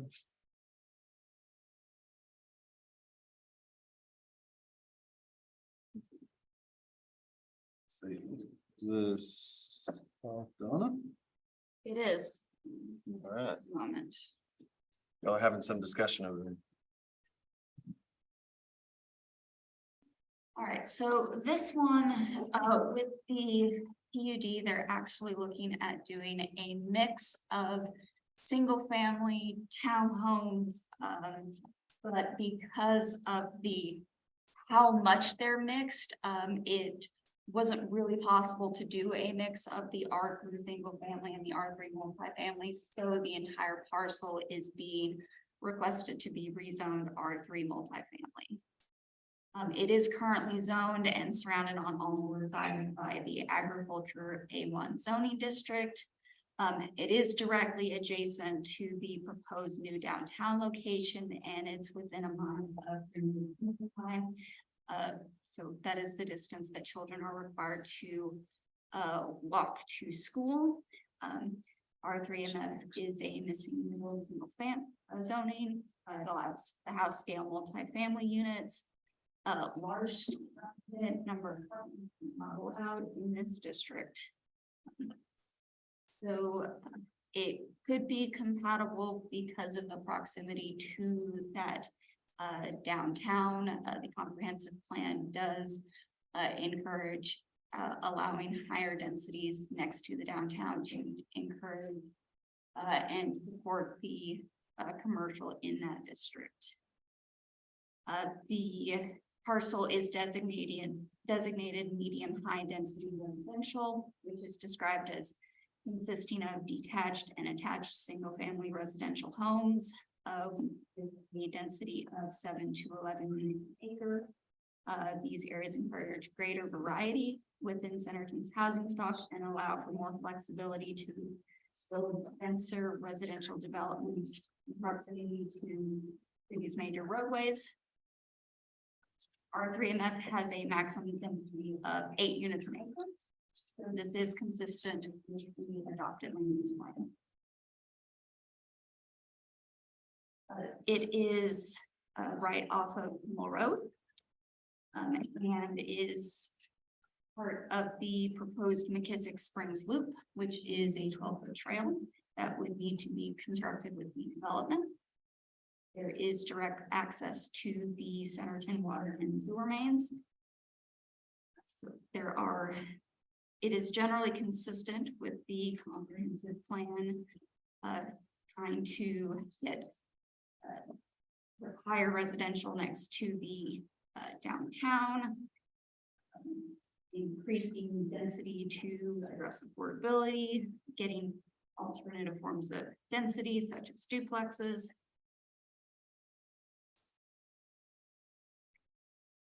You know, if you have any questions. We did get one public comment opposed to the density with concerns about whether the adjacent road could support the traffic. Great question. Donna, just for clarification, when we're looking at our land use plan, we have spots called out high density residential, medium, high density residential, and then the yellow would be low, medium, and then finally the low. When we're looking at this medium, high density residential, and we have that up down there, we have all of our zoning classifications up. What would be, where would that top out at? What would just be considered high density? Up to 18 units per acre. The medium high is 7 to 11. And that's per the land use. That's per the land use. And plan, you yes. said this is 8 acres Correct. or 8 units per acre? Yes, Yeah. so this is you're at consistent. Medium by definition, right? Yeah. Okay, thank you for clarifying. I don't think we talk about that a lot. I think we state the density, but I don't think we relate it to the land use as far as the specific numbers, and I can see where it can be confusing. No, and I just wanted to make sure we were clarified on that because it is confusing. We are proposing 9.68 units an acre. If we're under 10. I think it is a little bit confusing on the proposal, the PUD, we're asking for 179 units, I think is the best way that we're asking for this. I think the rezone, and that may come up for the next agenda item, so I don't want to get them confused with the PUD. Right. But that asks for 8 units an acre, I believe, under the zoning, but with the PUD, we would want the 179 total units. Sure. Yeah, and so, obviously how this is working, right now, it's just the rezone to the R3MF. That's how we're considering it right now. And then the next one will be the PUD. Okay. So on the R3MF per code, what is the density on that? 8 units an acre. Okay. I was making sure we were talking about the zoning and not the PUD. Yes. Gotcha. All right. Great. That makes sense? Yes. Yes, Was that your question? it was. Also just. On the land use plan. Was the proposed? Their proposal here was medium high density? Their proposal is consistent with medium high density, yes. Okay. The medium high density goes up to 11 units an acre. Did you say it was 8 to 11? Seven. 7 to 11? And then the R4, the high density is up to 18. Okay. More can be requested with the community. Sure. Want to clarify too before you open, you mentioned it was in the parental responsibility zone for Grimsley. It's not from Bentonville maps. So it would be. So what are the plans for that road? Do we know? Kimmel? For the expansion of it? I know I personally know there's some Lou money hanging out there. Right now, you got a mixed use. I don't know, we don't have better road, more mixed use down Kimmel Road right now. I mean, you got a concrete plan, the small homes, I'm just talking about the Yeah. company right now. Yeah. You got That is- industrial, On the Master Street. high and low density house.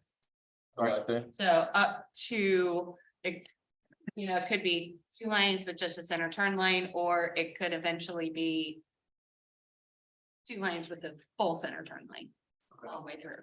And all the other subdivisions through there, like the Featherston Village, and has dedicated, up to 40 feet of right of way, or of course, it's changed since yours, but now 40 feet of right of way, because the ultimate for the collector is a full 80 feet of right of way. But if I'm not wrong, I don't know that anybody's built that. They've all posted the fee in lieu. No, Featherston Village. Featherston did build? Uh-huh. Okay.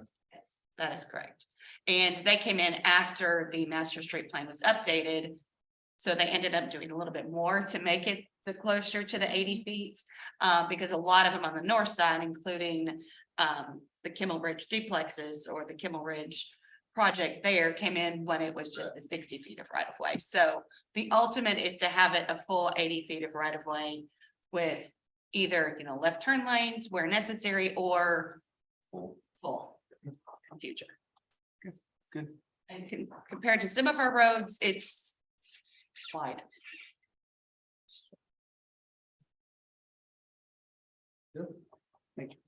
All right, any more discussion before we open up a public hearing? All right, I would entertain a motion to open the public hearing. Motion to open the public hearing. Second. All right, motion and a second.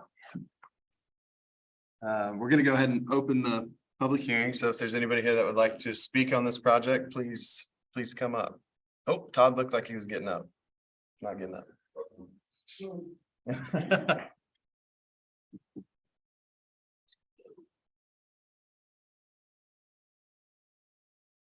Howdy. Hi. Thank you all for the opportunity to come up and talk about this. I've never been to one of these before, so I'm not a lawyer, I'm not speaking any legal.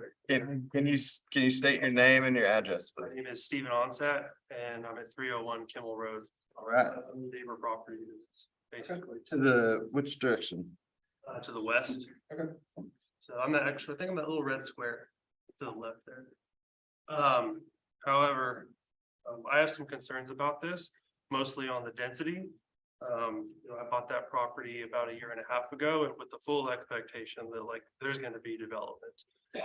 However, all the development that has been in the area has been single family subdivisions. And so, this development doesn't really conform to that. And I do have concerns about, crime and things like that. With more density comes just more people, even if those, rates are lower, that's still more people to roll the dice with. I do have concerns about privacy. Townhouses are tall, right? And I have kids that play in my backyard, right? People can look in. And then finally, actually, that was all I had. So yeah, I just have concerns about the density of it, but totally cool with development in the area, just expected it to be just single family. So. Thanks, sir.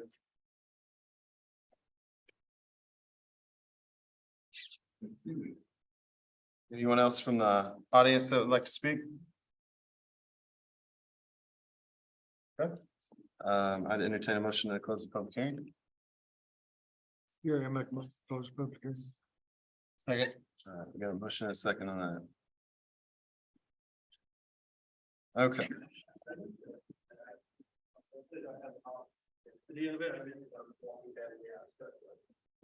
Single residence. Okay. All right, any discussion before we go through our 5 items here? All right, I'm gonna jump in. Item 1, is the rezoning consistent with the adopted comprehensive plan, including the adopted land use plan? If not, why? I think looking at what all the math we just did, the medium high density area, the orange area on the right there is slated for 7 to 11 units per acre. The R3 multifamily, which we're considering with this item here, puts it at 8. So that fits right into that span for me. So does anybody disagree? All right, we're gonna go with yes on number 1. Number 2, is the proposed rezoning compatible with the surrounding area and zones? Currently, looks to be all A1 around there. I know we have some R3 single family. I know there's some duplexes to the east of that. There's that darker brown patch right there on the very east of that picture. Is that? Which zoning classification is that, Donna? Is that R4 MF? Oh, it's at least R4. Well, yeah, MF. Yeah, so there's some higher density to the east. I think the multifamily fits in there, in my opinion. Open to any other conversation. Yeah, I think that's, yeah, considering looking to the future and what's going on around it, it's a really good fit. Not true. All right. 2 is a yes. Number 3, would all the permitted uses in the new zone be compatible in this location and surrounding areas? I'm gonna go back to what we just said on that, what Craig just said. Yeah, I think the R3 straight multifamily zoning would be compatible. Anybody disagree? All right. Yes on that. Number 4, would the rezoning provide a benefit to a single landowner but not be considered for other similar properties in this area? I don't think there's any specific benefit to this one landowner. Right. Anyone disagree? All right. So number 4 is a no.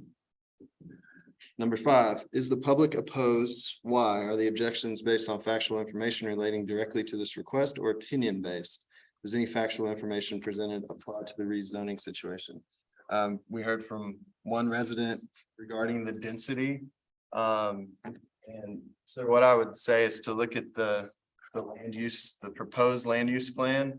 That whole area is that medium to high density residential area, which consists of the 7 to 11 units per acre. And on this zoning request, it's right at 8. So it's on the lower end of that. Yeah, that's what I said. I wanted to admit it. I misspoke. I didn't mean the density. I meant the multi-family aspect of it. Everything around there.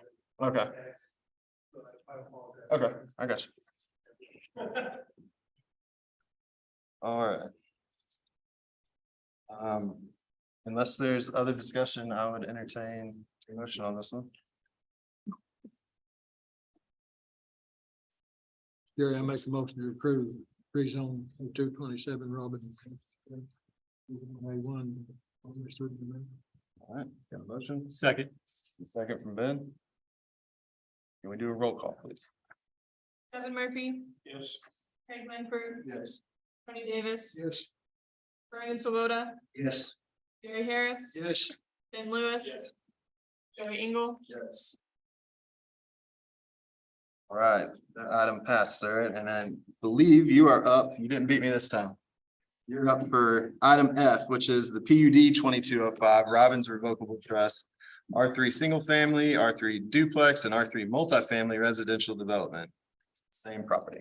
That's correct. I'm happy to answer any additional questions, but in regard to the PUD, as I mentioned previously, 179 units, it's a mix of cottages and townhomes. The townhomes are two-story townhomes.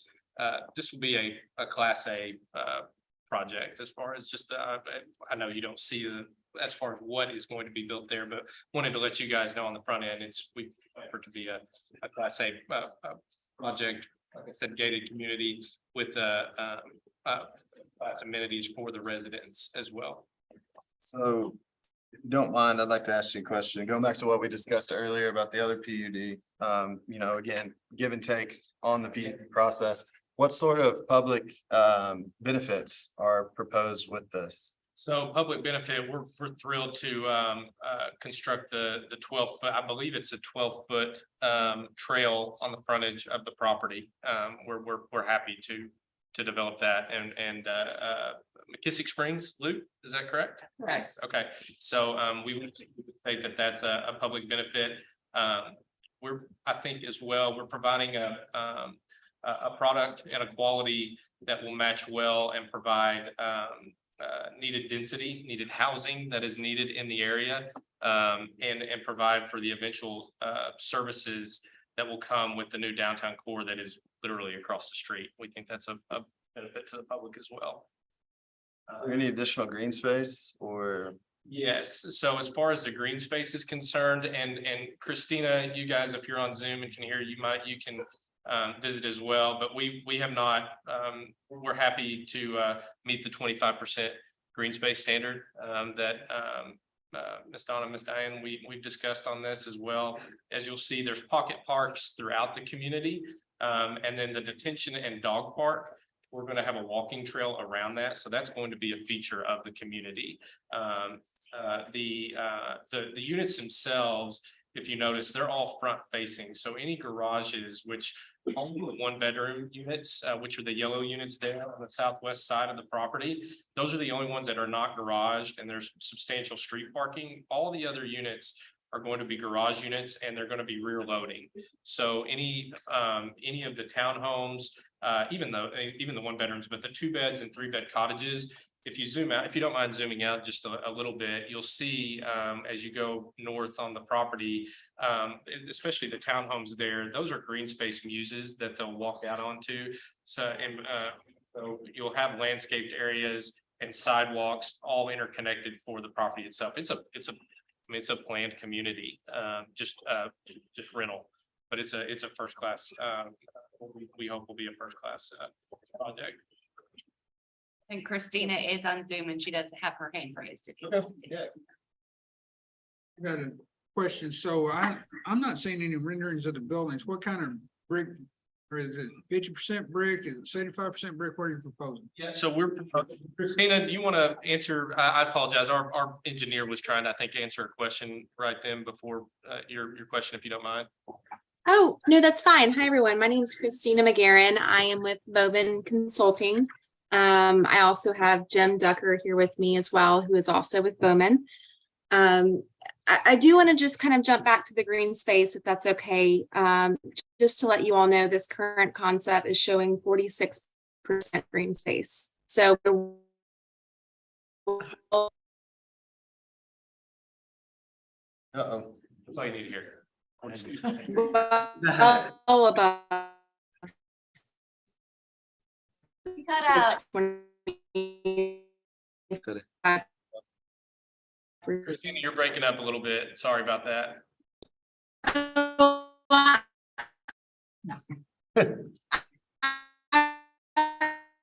never seen you text. I'm sorry. As far as the other, can you Kind of. can you all hear me? A little bit. Okay, I'm not sure what's going on. I'm sorry. No, that's okay. We can hear you pretty good right now. Okay, perfect. I don't know good on the green space question? Yes, I think so. I mentioned about the green. Hey, Christina, we're But gonna, I did send. you're breaking up a little bit. We're over- gonna have you pause. Or mute her. Can y'all, Tell her we're sorry. can somebody mute Christina, please? Super nice. I feel bad. She sounds nice, we just can't hear her. Exactly, exactly. The other question I have, I noticed you said the dog park in the detention pond. We have a It's gonna, about that. By default, it usually is, I wouldn't so much advertise it because of the limits of dogs in a detention pond going into the stormwater. So it is what it is. You have a detention pond, people typically use it as a dog park type, they walk their dogs, but I wouldn't per se, stormwater quality issues and all this other stuff. And I would not like to see a sign that says dog park there at a detention pond. If you wanted to place it somewhere else, that would be. I think, Just talking about the stormwater quality aspect of it. okay, you're saying that, so what we were thinking is there would be a separate fenced off area from the detention pond, but you're saying even that? No, that's different. If you're not putting it in the, because I. No. It's in detention. Yes, we have put that together as a, No grass buffers, there's no. no, they will be separate. They're just both going to be in that southeast corner of the property. But the detention pond will not be part of the dog park. It will be separate and apart from that. The dog park will be a fenced area, which, you know, we can discuss more in LSD as well, once that's promoted. You had a question about facade, I believe, or building materials. We are planning on, we're currently in the drawing phase as we speak. We plan on having a craftsman style look, so hardy plank with brick as well. So as far as the percentage of brick, I think you'll see a brick skirt. We don't have an exact percentage of that, but it would be more that craftsman style look is what we would have for the in the PUD. Okay, so let me clarify that just a little bit more. So siding. Percentage of siding. Concrete. Less than 10% siding, When you say siding, you mean just metal siding. yes. Yeah, I don't anticipate a lot of metal siding on that or vinyl. No vinyl. It'll be hardy plank or brick. I think would be the majority of the material on that. Maybe some, You good? All right. Have y'all developed He a grilled you property? pretty good. Have y'all developed a property like this before? yes, so we have a property currently under construction in Fort Smith that is a 56, is it 56 units? And 57, and then we have one under construction that is about to go vertical in Broken Arrow, Oklahoma as well. Just so you know, we're local, we're here.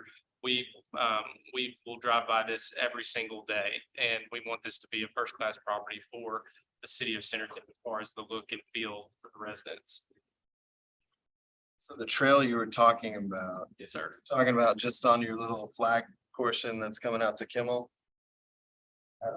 It's at the, yes, the Kimmel frontage there is where the McKissick Loop Trail, I believe it's just gonna run all along Kimmel from the, And I don't believe I'm wrong, but that would be required regardless, right? Correct. Yeah. Yeah, that's the only frontage that they own. Right.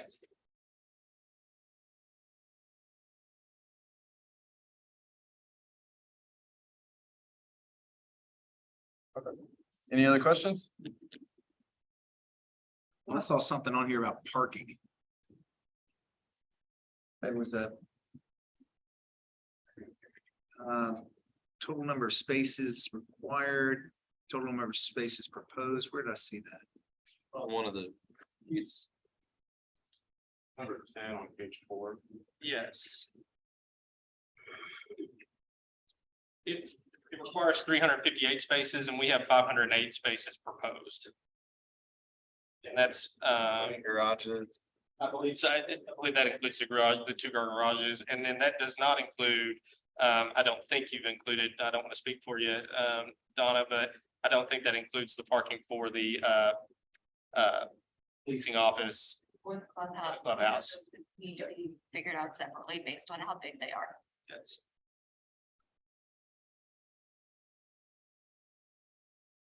What have we looked at landscaping along your perimeter? Have you taken that into consideration at all? Look, we have, and we do plan to have a landscaping plan, our crew with Bowman will be taking care of that for us as well. So there will be a landscaping plan. The landscaping quality will be, I think something. Yeah, my only concern on that is, your multifamily is along pretty much that whole eastern edge. And while this area, as we discussed in the previous item, is slated for medium high density, the trend has not been for that. It's been single family or duplex. So I was hoping we could get some sort of, vegetative buffer along the eastern side specifically. And then you could tie that into your dog park too, along the south or the western. Eastern, that's the multifamily. Eastern end, I mean, everywhere would be great, but that's the area I was honed in on. What about? There's an exit to this? There's one road that comes off Kimmel, the exit. There are additional roads proposed throughout the stub, depending on future development. With this current layout, I think there's a stub going each direction almost, depending on what develops in the future, which just helps for fire access. Who knows if and when all those can get developed. Is this gonna meet fire access as it stands currently? That's where I'm getting with the question, conversations and all emails. So this is gated, it is sprinklered, and they do have future stub outs. Every building in this will have sprinkled sort of a sprinkler system. Had to ask. Thank you. Anybody else? Would you like me to go over the staff report? I would. I imagine we touched on quite a bit of it. We did touch on quite a bit of it. The project is proposed as roughly half and half between single family detached homes and townhouse style units. It is 2 parcels. We will be looking at potentially doing a lot combination where they would also do the right of way dedication, easement dedications, that sort of thing. For the any sort of final acceptance. The uses are consistent with the rezone that was just completed. At this time, the property is owned by the trust, which is consistent with the PUD. For the PUD, has no future ownership. Because this is intended to be a rental, it's intended to stay with one owner. The design is generally intended to remain with the zoning district, except a rear setback of 20 feet, which is 5 feet less than the R3 multifamily. And because this is R1, all one parcel, that would apply to the south property line.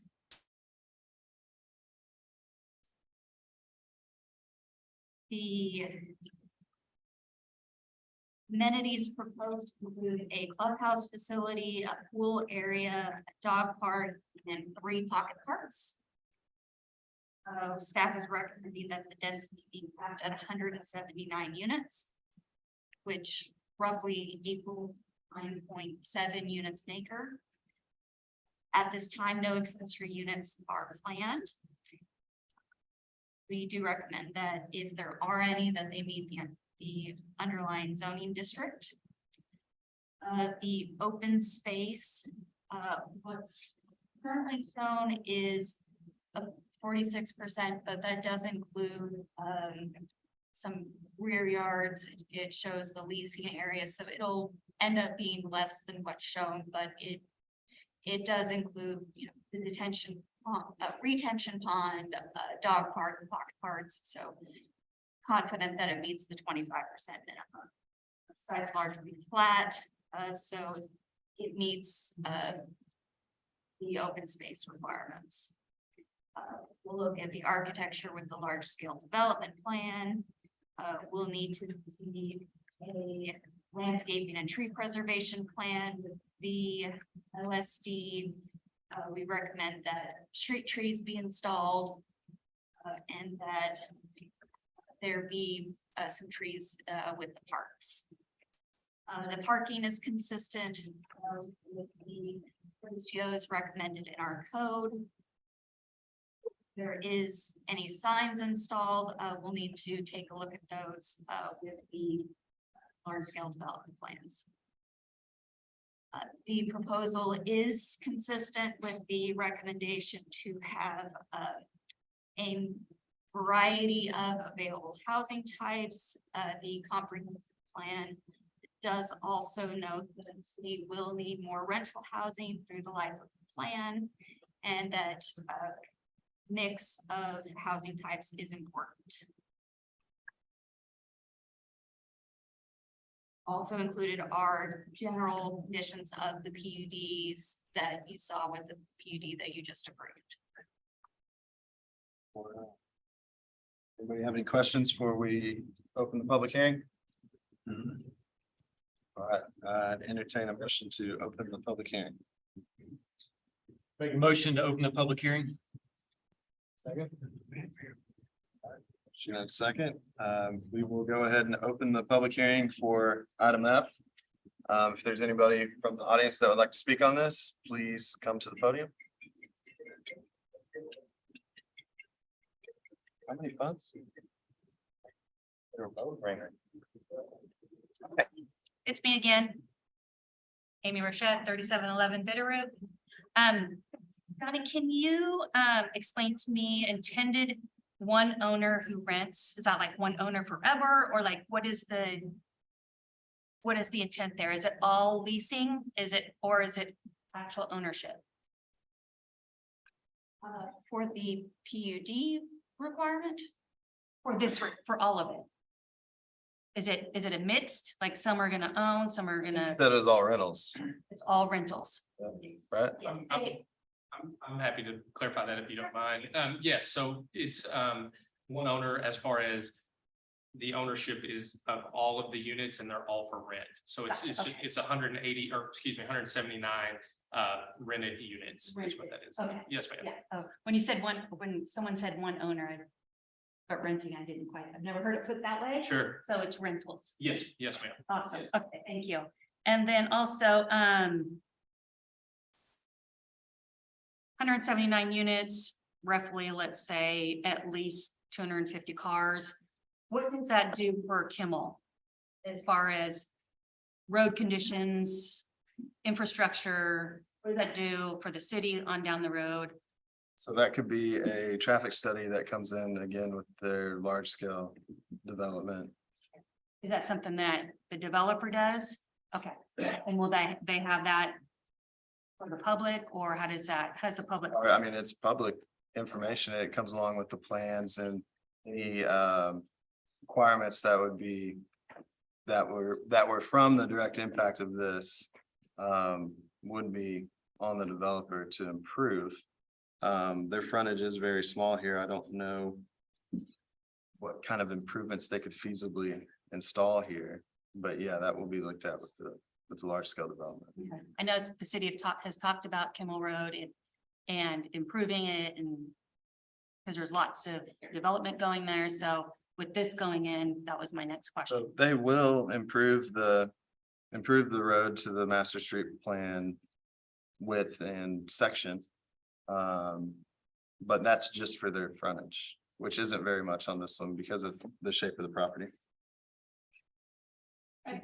A traffic study would show what off-site improvements. Like, these are adjacent street improvements that they would show off-site. What is the off-site? It'd be like They're not. a turn lane. Yeah, a turn lane or anything like that. Still puts a lot of traffic on that road, right? The other part is that with the traffic study, sometimes they give you the delay, how long they expect you to during the peak hours to get out of the site.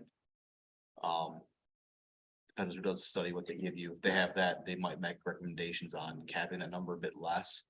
But without that traffic study, and if it directly notes that, there's nothing you can do. Typically, they just look at the existing public roads, Kimmel, and then the turn times and everything else on what the impact is. If adding this facility means the delays are on Main Street making the turn, it might be that recommendation of adding that turn lane on Main Street because of the delays. It's already a four-way stop, unlikely that way, then be more so looking at the other way as well with Daisy Road. So. I do think this warrants a traffic study. I think we need more of that in our development. It could go down right to the other end, down to Greenhouse. It looks at the property as a whole and where the residents would go. Okay. All right, thank you. If you'd like to make a traffic study of condition, you can. I would like to. I think we just did. Yes, sir. Steve Onset, 301 Kimmel Road. On that map, my house was on there. So I did want to bring up, we talked about traffic. Greenhouse is not an option. In the morning, the only way out of there is to go through Womack or bust, really. But you made a comment, Joey, about the trend in the neighborhood being towards single family. The vast majority of the property along Kimmel is either developed or already being developed. And it's all single family or like single story, maybe duplexes you mentioned. This, to my knowledge, would be the only sort of development like this, regardless of the future plan for downtown or not. And those are all, I believe, owned houses, people invested in the community as to where this would be one of the few, if not the only development here that's multifamily rental. So as far as conforming, ship's kind of sailed on that for development. I know, well, one thing, the ownership style really isn't up to us to dictate. Sure. To my point of what I said before was, there is quite a bit of vacant land on Kimmel that can be developed. And when we were talking about the multifamily specifically, not the PUD that we're talking about now, that is by our land use plan acceptable. So to deny that based on that fact would likely pose a lawsuit. Sure. But yeah, I completely understand where you're coming from. And Hey, I don't know if you're aware that Greenhouse Road in the next 2 to 5 years will be completed to a 5-lane arterial. Less, it should be. Literally, it's not possible. Not a way. Like traffic on Kimmel is. Oh, yeah. No, I mean, so there's a light at the end of the tunnel. It will take some time, but within 2 to 5 years, it'll be developed. To a 5-lane. No, the secret is take back and it's. Oh, I traveled Everybody's here. Thank you. If I may, with you mentioned the only single story homes. Yeah. Several of the homes in South Winds are 2 stories. Several of the duplexes over there in Kimmel Ridge, they're 2-story.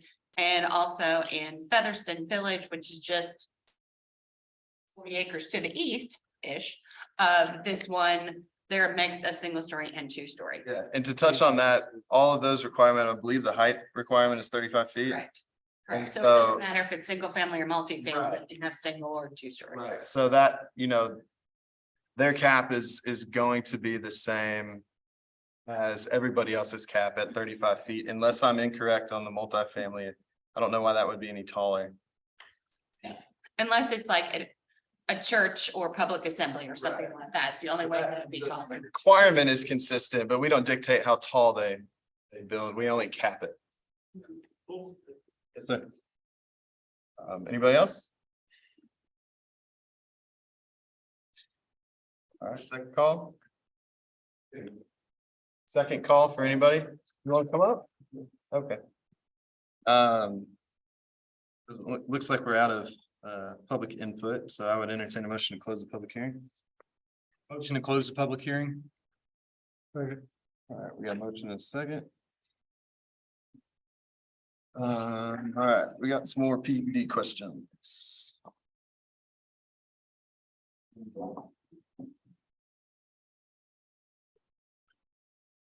Okay. We're just gonna jump right into these. Number one, the development's land use is permitted in the presented zoning district and or is compatible with the city's land use plan and or is substantially similar to adjacent properties. So I'm gonna agree.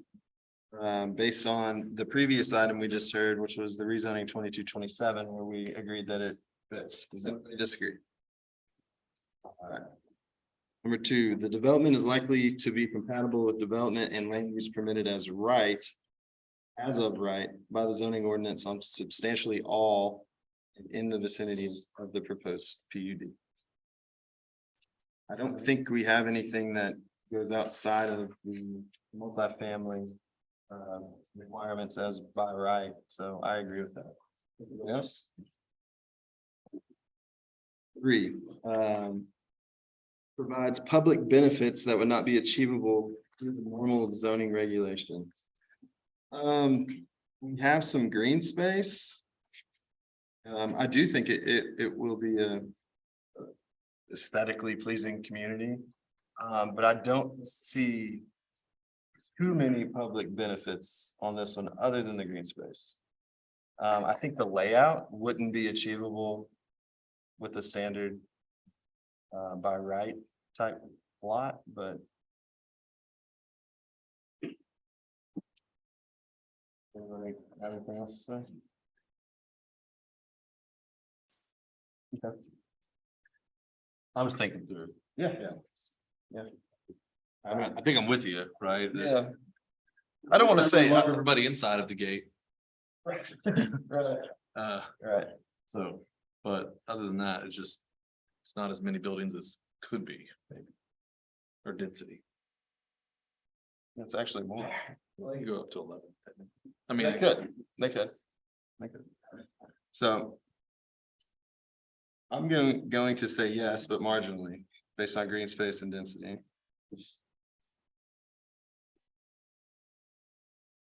Or adequate public utilities are already in place to service the property, or the developer has plans to provide those utilities. That question was answered by staff and it's yes. 5, the development will not impose substantial negative external impacts on or prevent the orderly development of adjacent property.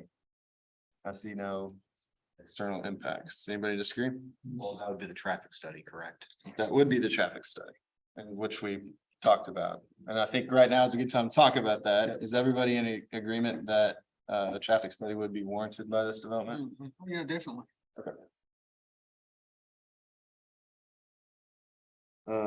Thank you, Alan. 6, the development does not endanger the public health, safety, or welfare. Short of the traffic study, I don't see anything that would pose a health, safety, or welfare concern. All right, that's all of our questions. If anybody would like to discuss anything, let's do it now, or I would entertain a motion. I did have one thing, I don't know if you want to even discuss with the conditions on it, is with the parking they have substantial parking throughout the whole site with the parking with the garages, but for visitor parking, there's not as much. I think there's about 1 space for every 2 of the single family in the townhome lots. We do have, I don't know if you want to put a number on what they are required for the They street also have parking or. additional. driveways, right? They do have driveways that are double driveways, double garages. But they're not. And there Parking. is also on-street parking available in several areas of the development. I see some parallel. So this is what I asked earlier. So there's what's required, and there's what they're proposing, which is more than what's required. when you include all the when you include all the garage parking, when you take out the garage parking. The number for visitor parking is the question, but it doesn't include, like you said, the leasing office or, what the other amendment. So I don't know if you guys back want to the application, on how do you guys normally handle this and what do you see? Well, and I think if you zoom in, there you go. You zoom in, there's substantial on-street parking and then, we personally count the garage parking as parking spaces for the residents, but I mean, that's debatable how you want to do that, but all of the offsets there along the streets, that is all additional on-street Is parking. that parallel or head in on those multi-family? Parallel, I believe. Those are 25 feet each, I think, if you zoom in. Yeah, those are parallel. Yes. There's a little bit less than one visitor parking. So what's your concern with bringing that up? I just don't know if you guys want to, because if this layout changes, do you want to put a number saying you need to have one visitor parking spot per every 2 townhomes and single family or not? All the 1-bedroom ones are covered with the larger parking areas there. It's the guest parking if additional people are there, or if people are not using the garages and therefore using the guest parking. Storage, the driveways aren't long enough to accommodate parking outside of the garages as shown. So I don't know if there's a stipulation you guys want to add now, if the layout changes. The distribution of the parking, in my opinion, could be better. Up where you have the multifamily, that's where it's more limited. And I would imagine might be where you would need some additional, or at least evenly distributed. But I think it could work as is. Do we have that count? Did you say it's less than one? Is that It total? says, for visitor parking, if there's not additional in the drives, one per unit. 1 per unit's overkill. Yeah, that's a little much. So that's why I didn't know if you wanted to add anything in there now as part of the PUD stipulation. We happen to know what the count is right now. It was give or take 50. Unless you take out the garage parking, they're exceeding the parking. It's only with you look at the visitor parking. Yeah. I understand.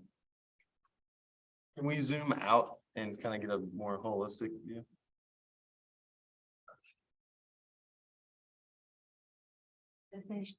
They are I mean, there's- proposing 150 more parking spaces. Yeah. Correct. When I counted, their count's really about 400. Not the 500 stated. And that's what I'm saying. Counting the driveways as well. The driveways, there's nowhere to park, so I don't know if they were or not. So you're counting a 2-car garage, it's 2 parking spaces, and everything else. Yeah. I mean, if they're 100. I'm They exceed the parking. required. I mean, if there's not enough parking spaces, even though it's beyond this, I mean, I feel sorry for the leasing office. Yeah, and it is all private. I don't see where it spills over into other. I mean, I guess it could technically spill over into other developments around it eventually. Yeah. But it is all private as well. I think it's gated. Is that right? Yeah, it's gated. Okay. That's, So there's no city maintained streets or anything like that. that's kind of an internal problem. That's what, yeah. And they're over by 100. I like where your head's at, but. Yeah, I'm personally, I'm okay with how it is. So, and we've capped the number of units, so we know that they're not gonna take parking out, and not saying you would, but. Add more units. I'd like to, Donna, you commented a minute ago, and what was behind your comment about the parking spaces? You said you're 150 over. Let's say that count 508. Okay. I was saying the 508's off. It's a little less than maybe before they did the layout. We'll take a closer look at parking whenever they hit large scale development, but as it is now, I think they're fine. That's it. I didn't know if you want to put a stipulation on the amount of guest parking I required. think if it were on public infrastructure, that would be a better idea as it sits now. I think they're gonna do their job because they don't want it to be a nightmare long term anyway, so. Thank you for bringing it up. All right. Where are we? Someone made a motion. Do we have a motion? Not yet. Okay. You ready for me? Okay. I'm ready, man. Motion to approve PUD 22-05. Second. Got a motion and a second. Can we get a roll call, please? Tony Davis. Yes. Greg Langford. Yes. Devin Murphy. Ben Lewis. Barry Harris. Yes. Brandon Swoboda. Yes. Joey Engel. Yes. Pass. Thank y'all. Hey, guys, you did talk about the traffic study. Did you want me to make a motion? They made it a condition. That's a condition. Okay, I just want to make sure. Okay. We might get one either way. Okay. Thank you.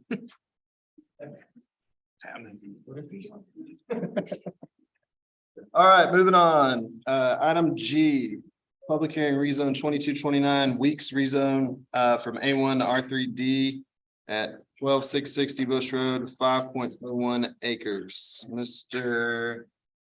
Bachelor, no? Okay.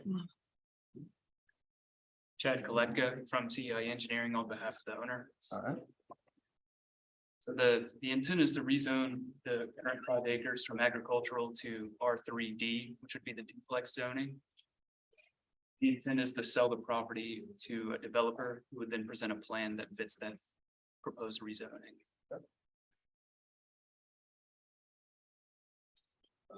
Anything else to add? That's it. All right. We'll let staff take it from here. Thank you.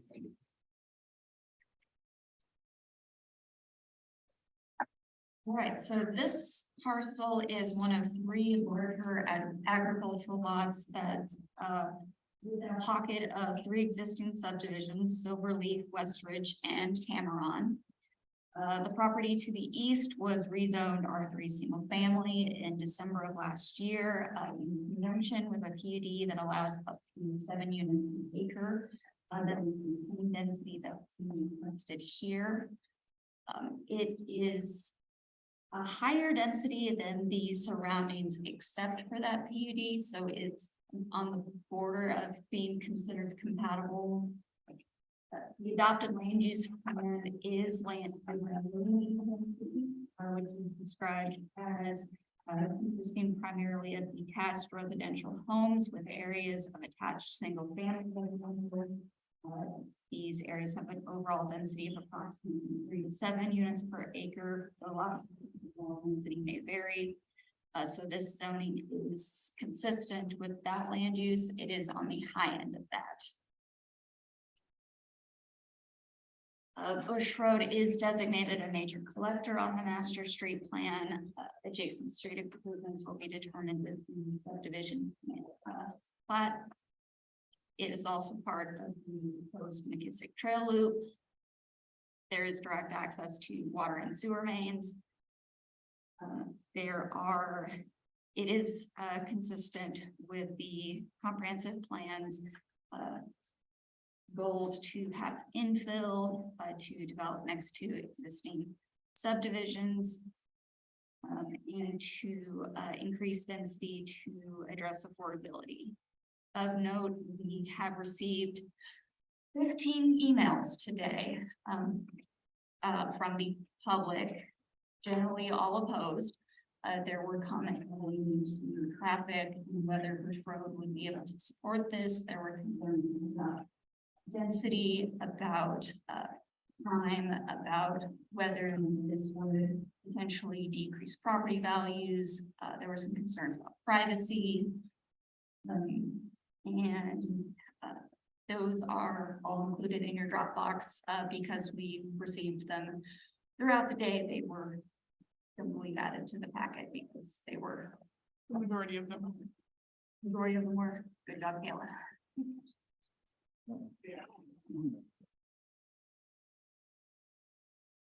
Okay, Donna, can you go over a few things with me? The density for R3 single family. The density for R3 single family is 6 units an acre. Yeah, 6 units an acre. Okay. R2. Oh, Sorry. hang on a minute. 3 to 5. 3 to 5. Lorraine saves me. And the PUD you said was 7 The PUD was 7. to the east, the little. Yeah. PUD is 7. And finally, the standard for the duplex proposed zoning, R3D. 8. 7. No. 7. R3D is 7. Oh, I thought you meant this R3 multifamily. No. 7. R3D is 7. Okay, perfect. Thank you. All right, any discussion before we open the public hearing? Nope, all right, I'd entertain a motion. Or did you? Hey, yeah, can you clarify when you say units for the duplex, does that consist of?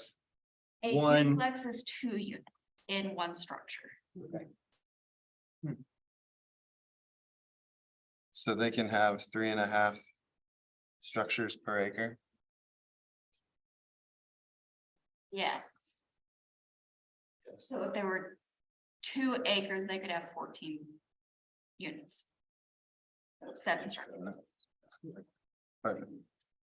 All right, I would entertain a motion to open this public hearing.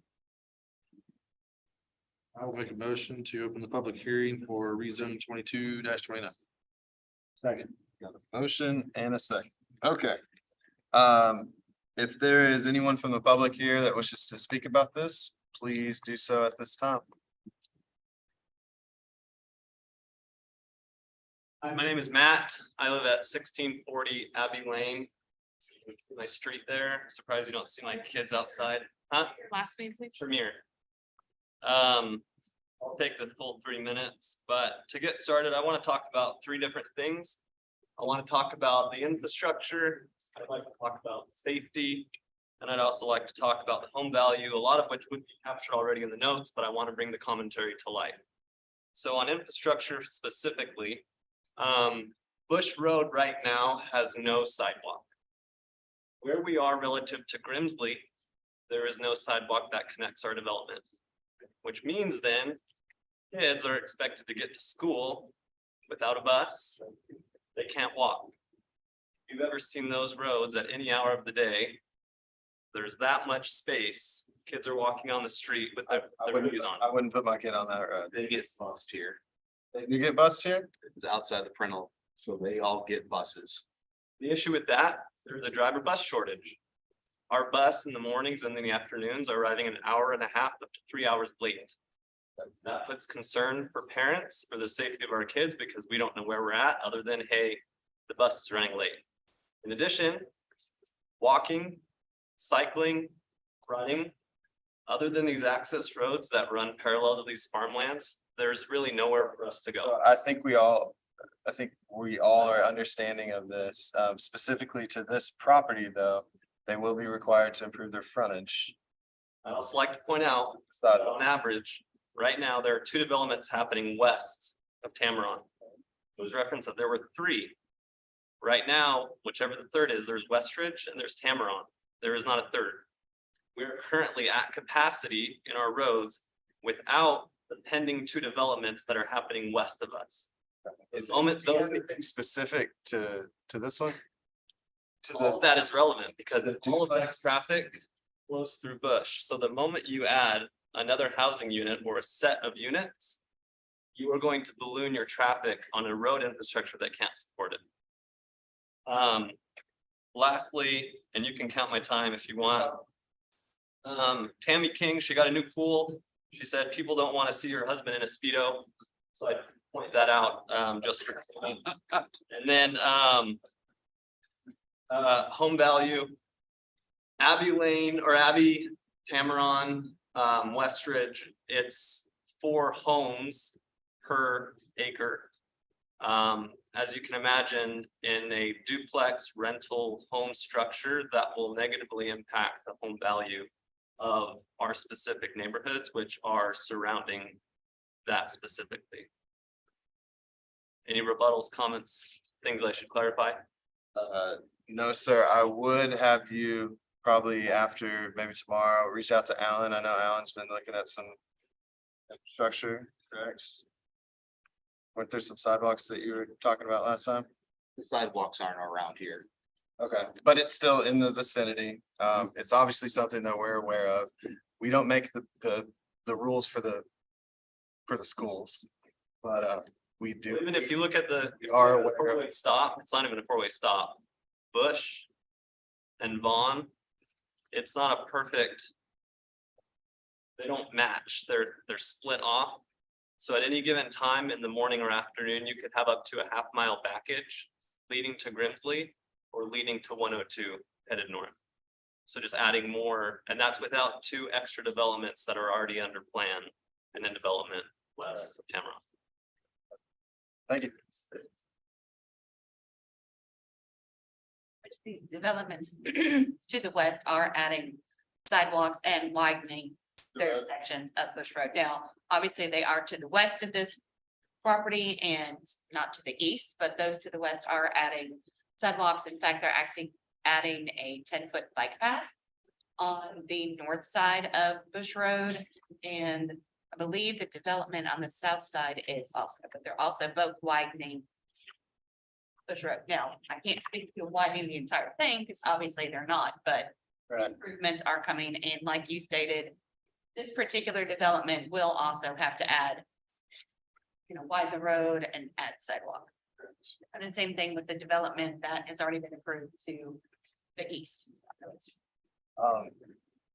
So I don't want to act like we're discounting what you're saying, but as far as the more global road improvements, I would encourage you to go to council meetings and voice that concern. Just to get that across. Is there anybody else that would like to speak on this matter? Yes, sir. My name is Richard Marwadell. I'm at 1520 Anniston Road. I just wanted, same points as Matt there. But one point that I guess I'm confused on, y'all mentioned that, the land use, future land use map is compatible, but looking at it right there, and y'all brought up the chart with this, 6 units per acre is what all that yellow is with the R2, then R3D, and we're looking at 7. I know it's only 1. But from my perspective, although I share a lot of those concerns, if they were looking at rezoning it, for single family use rather than the duplex, I feel a lot better about that. It is hazardous right now. I appreciate your input, and we should go to the council meetings to address the traffic issues. But that's basically just want to second his concern. So, thank you. Donna, something I didn't clarify when I was asking all this stuff, because I already had it written down, but I think it'd be good to go over again. The land use plan, low to medium density residential, what is that range on units per acre? 7. 37.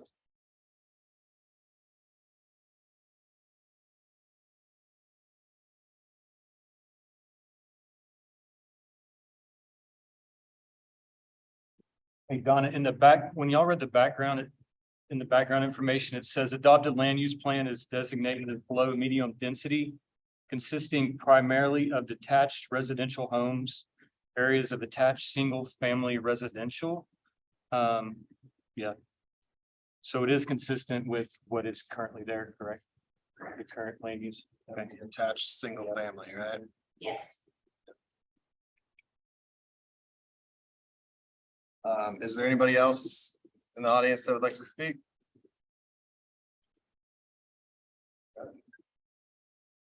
That's called. All right, I would entertain a motion to close the public hearing. Motion to close the public hearing. Motion is second to close the public hearing. All right, is there any discussion from the planning commission before we go through our rezone questions? Well, I think just looking overall here, and I know it shows that it's consistent with land use. But if you just look at all the single family homes around it, me personally, I just don't feel like it just fits in that area, just based on all the single family around it. So we should be looking at that one. Can we pull up the actual, not the land use plan, but the current zoning? There we go. So it's already zoned. So it's ag right now. Yeah. It's what? It's It's A1. So, you know, you got commercial there, nothing adjacent to it, you're correct, nothing adjacent to it except for the PUD, the little square right there to the east of it. What was that specifically zoned to? PUD? Through single family. D is R3 single family. But it's 7 units. The PUD specifies 7 units per acre. Yes, it's a small home development. Are the two parcels to the west, or those ones we were talking about being under development or in the process? Further to the west, the larger parcels. No, the two parcels directly next to it are still 5-acre agricultural plots, as far as we know, we don't have any development plans. So behind, I guess up to the north of it is all single family? That's right, and then R3 single family here, and then you said that's gonna be single family as well to the. The light yellow is single family. The R3, the one that already has the streets in it, that single family. And then the one that obviously says R3 single family is single family, then directly to the south, the kind of wonky shaped piece that is a single family subdivision also, and then south of Edgewood. So on the screen, just to clarify, the only thing that's not single family is the dark R4 map. No, the brown lot to the north is Yeah, and then the one Duplex. to the north is duplex also. Okay, Well, directly to the north and the other side of West River Village. okay. Thank you for clarifying. That's single. Those colors look different to me. But I do see the house footprints, well, little checker. oh, okay. Yeah, they're little checkers. The R3 duplex is like little checkerboard. Oh, I didn't see that We because ran of out of colors. key down here. It's, No, it's yeah, alright, to- alright. there's Okay. only so many browns you could come up with to distinguish, so we had to add some pattern. Does that answer your question, Brandon? It does, thank you. Okay. Let me get our questions going. Anything else before we jump into this, Connie? No? Number one, is the rezoning consistent with the adoptive comprehensive plan, including the adopted land use plan? If not, why? I think there are two. No, I only think there's one statement on this, and that it is consistent because of the low to medium designation with the range from 3 to 7 units per acre. The R3D is 7 units per acre.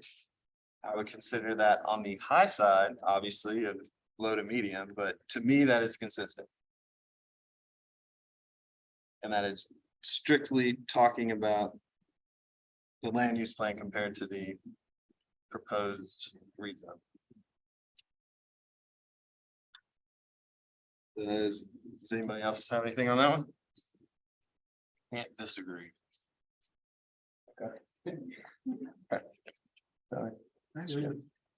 Brandon, you thinking of that? Well, Duplex. I know, I think that's where I'm getting hung up on the duplex versus single family and Well, I think that might be better for the next next. question, yeah. Thank you. Could tell you were thinking. Yeah. The number one I have is yes. Jerry, do you agree? Okay. Number two, is the proposed rezoning compatible with the surrounding area and zones? So that I think is more what Brandon was talking about. To me personally, I think it's a bit of a toss up Yeah, that's where I'm at. because we have existing R3D to the north across the R2. And then we have the R4 right there. I say it's stretching it to be compatible. Yeah, I would Yeah. just agree that it's. If it's a yes or no. Yeah. I have to go no. Yeah. I don't think it is based on where it is in proximity to those others. Yeah. If we were on the. I can see that. If we're on the north side, we're near the commercial where that other agricultural piece is and we're butting up against it, I'm gonna probably give a yes. Mhm. But with the continued development down Bush. If we start there, then it does continue to open that for additional. So I'm gonna say no. Yeah. That's- Devin? Kind of feel the same sentiments, kind of island in there right now. I'd say no. You agree? I agree with Brandon. Well said. We'll let Craig Yeah. think. Tony? Would be on the opposite side. I think it's more compatible with what's going on to the west. I mean. I can see, What do you mean by that? okay, so to the north, right, am I not mistaken that the same zonings to just to the, okay, so you got your yellow, which is R two. Yep. Which is this north, it's That's it's the same, That's same zone. Same. So you got a buffer. of Yep. R2, so why would we let a developer? Just. A parcel over, develop one and not let give the same courtesy to the landowner, a parcel owner to the south, when to the west, it's already been developed as higher density. So the west is single. But it's still R3 single, you're talking about units per acre, right? Correct. That is 6 units per acre. So same units per acre. Mhm. So you've allowed a lot of development acreage wise, basically to have the same density and then to shut down this developer for the same density. I don't know. That one that says R3 single family, 2.6. What do you mean? 2.6 acres per. For that. How did you do that? How do you get R 2.6? I'm just giving what they gave me. R3. Wait, hold That's Silverleaf, yeah, R3 And it's over there. on this little tree thing on. Hold on. 2.6. Let's clarify something. That's what it was built to. That's not what they could have built it to. Correct, Correct. but it is what they built is 2 point. They do have a little bit larger lots than is typically in an R3 single family. But they went ahead and did that density so they have that option. So they have some that are the R3 and some that are quite closer to R2. Personally, I think that's a slippery slope. Legally to compare things to how they were built out, not compared to what was zoned and allowed. That's just my opinion. Tony, I agree with you. I agree with you. I mean, that's just my opinion. We all have. So that's why we asked everybody, but I think the overwhelming, we're still waiting on Craig. I'm gonna go with a yes. You're gonna go with a I yes? think it's okay. Okay. That still is a no by majority, right? Yeah, 4-3, yeah, 4-3. 2, I'm gonna go with the no. 3. Would all permitted uses in this new zone be compatible in this location and surrounding areas?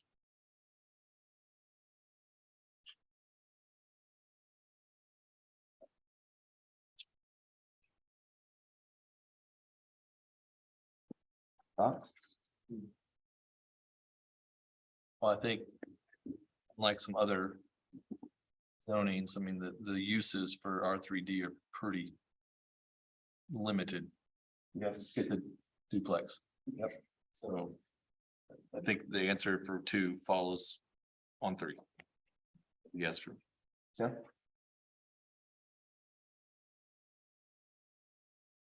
I'm gonna agree with that, Craig. I think it really just depends on how you fall on question 2. Yeah. So, Tony, do you? Yeah, I mean, it's residential. It's a little bit higher density. So the 4 on number 2 that disagreed with number 2, does anybody agree? On number 3? I'm gonna say no. Yep.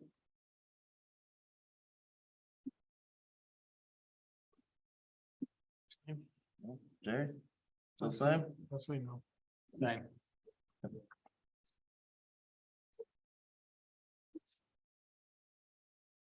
Number 4, would the rezoning provide a benefit to a single landowner but not be considered for other similar properties in this area?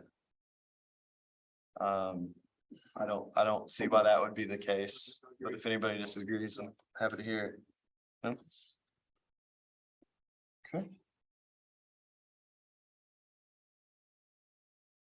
Number 5, if the public is opposed, why are the objections based on factual information relating directly to this request or opinion based? Does any factual information presented apply to the rezoning situation? We heard about traffic, which is obviously a concern. Personally, I feel like, you know, they're gonna do their part.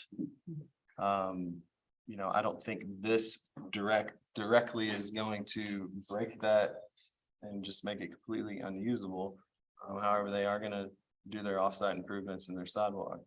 I think holistically in this part of town, we have other issues to work out, and I don't think it's directly related to this rezone. We heard about home values. You know, I don't think we have any factual information right now.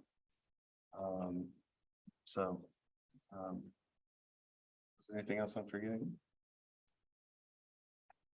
And I think you've hit the areas, but you may just want to acknowledge receipt of, I think there were 9 letters. 15 Position, yeah. 15 letters, correct. Donna stated 15. Were there any other items that were presented in those? We had some objections based on the height, I believe. Where's the last one?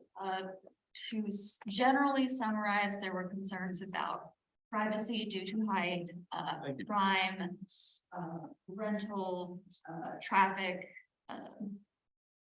density.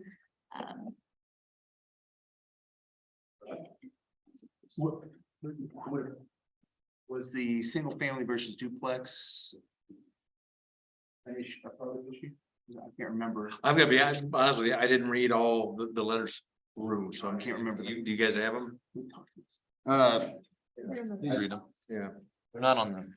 They're on the packet. They're in Dropbox. And I think they've been noted. Would that be considered a question for you is, would that be considered a factual? R3 to single family. Yeah, the public opposed why that this was a duplex and the surrounding areas were single family. Yeah, I think that's factual. Yeah, for sure. Thank you for bringing that one up. But anyways, I think we have those noted for the record on that deal. Let's see here. So that is the end of our questions. I believe we voted no on 2 of these. So if there's any other discussion, let's have it. If not, let's get a motion. Make a motion to approve rezone 22-29. Second. Got a motion and a second. Can we get a roll call? Devin Murphy. No. Craig Langford, Yes. Tony Davis, Yes. Ben Lewis, No. Jerry Harris, No. Brandon Swoboda, No. Joey Engel, Yes. So that did not pass. It was 4-3. I think you got some feedback on why, but thank you.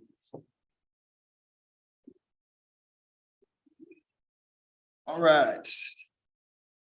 Item H, public hearing, rezone 2228 AHM 2S2 homes, rezoned from A1 to C2. This is for 5 acres on Main Street between Highway 72 and Townview. Is the applicant here for this? He may still. What? I said he may still be awake. Will, is this one yours also? Yes. I saw him get up. I didn't know. Yeah, he's not awake. He don't sleep back there. You were gonna let him present your, I don't know, he might be better than me. I've been diligently paying attention. So Will Kellstrom here on behalf of the applicant. We are asking to rezone 5 acres on North Main, Highway 102B near the intersection of Highway 72 and Highway 102B to C2 Highway Commercial. This has been submitted concurrently with a CUP application for mini storage, which is allowed conditionally under C2. So you guys' comprehensive plan calls for this to be commercial, which allows for highway commercial uses. So as for compatibility with neighbors, you've got 2 neighborhoods nearby, Tuscany subdivision and Forest Park. Both of the homes in this subdivision face away from this parcel. Both of the homes in either subdivision, both of those subdivisions, for the most part, access on different streets than this, between the entrances on Seba and Townview and on the around the bend on Main Street. Most of these folks won't even have to drive by this. And in fact, Tuscany has a literal stone wall in between their homes and this lot and a right of way. So granted that, I think that both of these neighborhoods are pretty sufficiently shielded from whatever uses might go here. So we've submitted, like I said, a rezoning application and a conditional use permit application. These are, of course, these are different items, but they're inextricably linked here. I think you guys have to consider them together. We would, of course, we would technically be allowed to build anything that's allowed by right under C2, but the CUP application makes it pretty clear what we're trying to do here. And as for what we're trying to do, storage units, you know, speaking of compatibility with neighbors nearby, storage units, they're not loud, they don't generate a whole lot of traffic. I think that they're a pretty low intensity use compared to some of the other things that could be allowed under C1, C2, or C3. So I want to note a couple things that were talked about in the staff report. It was talking about C2 may not be compatible with the area. As I just said, I think both subdivisions that are nearby, they face away from this development and they have fences and stone walls to screen them from anything that might go there. Not consistent with the future land use map. Again, this is on Highway 102B. It's a state highway. We're asking for it to be highway commercial. Upon reading the staff report, I realized that I guess y'all are pretty familiar with this parcel. It looks like it's been either denied or withdrawn 3 times. The first one was for RTH MF12. The second one, a mix of C3 and RTHD. And the third one, a mix of C3 and R2SF. So from that, I've gained a couple things, or I've gleaned a couple things. You guys want commercial there. You don't want to mix a commercial and residential, but the last 3 developers that have looked at this parcel didn't think that there was 5 acres worth of demand for the uses allowed under C3 there. So what we're doing is we're trying to give y'all a commercial zoning. As for you guys, 5 considerations that you walk through, is the rezoning consistent with the comprehensive plan? Again, comprehensive plan asks for commercial. It's on a highway. We're asking for highway commercial. Is the proposed rezoning compatible with the surrounding area? It's storage units. I think that it's what we're asking for is pretty inoffensive. Would all permitted uses in the new zone be compatible? Looking down the west side of Main Street right there, it's all marked as commercial on the comprehensive plan. And I'm sorry, I read the wrong answered one. Would all the permitted uses in the new zone be compatible? With screening I discussed earlier, I think so. Lastly, would the rezoning provide a benefit to this landowner but not be considered for other similar properties to this area? It's up to y'all whether you would consider them or not, but it certainly looks like the plan gives consideration for them to be C2. So that's all I've got. If you guys have any questions, I'm happy to answer them. And if you guys would allow it, I'd like to address any comments from the public. Thank you. All right, before we get started, I know there was one email, I'm not sure everybody got it, I got it, three. There was just one that I saw, but What about a similar proposal that? there were two. There was one that was a similar proposal that was denied at the southwest corner of Town View and Main Street. So if you go to the very end of the commercial, you see like 3 little parcels there. Yeah, Main Street, can you point? I'm trying to point from over here and it's not working. Go south, west, there you go. Nope. Up. Oh, down. There you go. That they did request, C2. Yes, C2 with a conditional use for storage units that was denied in this area because y'all had determined that this area would be more suited for, yes, it is commercial, but we do have 3 different types of density for commercial. And I know some of the things you guys were looking at were more related to like a C3, the neighborhood commercial, or even a C1, which would be the downtown commercial, which is less than, you can easily move the buildings like as for the front of the lot, parking behind, so on and so forth. And the only commercial that storage units are currently conditional in is C2. So that is the only commercial that's allowed in. Now, preface that the property to the south, one more parcel down, you guys did approve a PUD for that one that does have storage, but it is completely enclosed brick, and it is part of that larger development with lots of conditions and also green space and everything required with their development. Correct. And on the corner there, is that C1? I mean, I know it's a childcare. On the corner, it is currently C2. Not C2, I'm sorry, C3. C3, it's highway or neighborhood. I'm tired. Where the Casa Castillo. Yeah, that's C3. C3. Yeah, that whole chunk, whole 20 acres? If you look at the map, we've got the zoning. Yeah, that's right there. So now you can see the C. Yeah, that's C3. Yeah. Yes, okay. That is all C3 and this proposal would be for C2. And the nearest C2 is there on So Highway 72. That was just discussed earlier for the highway commercial on the highway. So Will, just to cut to the chase, do you want to explain why this would be any different than any of the other requests that we've heard? The ones that I just talked about. Or the ones that we all just talked about? We've had the same request south of Seba. Same deal. I just want to give you an opportunity to discuss that because I think a few members of the public are here to talk about this. So some items that have been, so I think it was a storage unit south of Seba, right? exactly, it was a storage unit. That's correct. So earlier, we had a discussion about.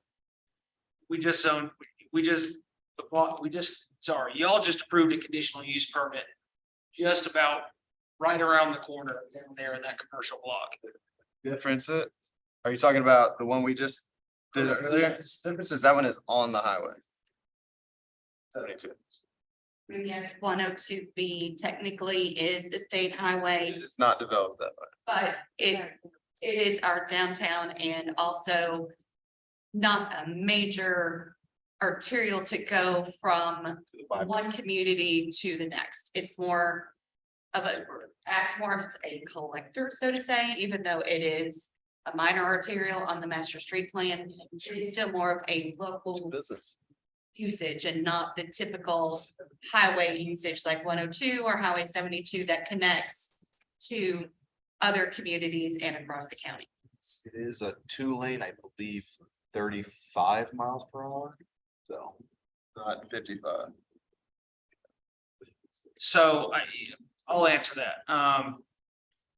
People have looked at this property in the past and they've tried to do residential, they've tried to do a mix of neighborhood, commercial and residential, and y'all want commercial here. That much is clear. There ain't a whole lot allowed in C3. And y'all want commercial here, we're trying to put commercial here. I think, and y'all may feel differently about this, I think that storage is pretty low intensity. And in addition, you guys had talked about building materials. We have put on our conditional use permit that the building facing the front is just to be masonry and glass. If y'all want to hold us to that on the permit, that's fine. We already put it on our site plan. And also in y'all's packet that was provided with the meeting. I saw that. Is a different, I do show the permitted uses and conditional under C3 and C2. So you can see that there is still plenty of commercial that is allowable either by right or conditional under C3. I got you. The market wants storage units. I got you. We'll go ahead and open it up to the public and we'll. Thank y'all. You want the rest of them? Do you have more? All right. You're gonna be set. I'm happy to beg you. Hard at it. No, I worked hard on this.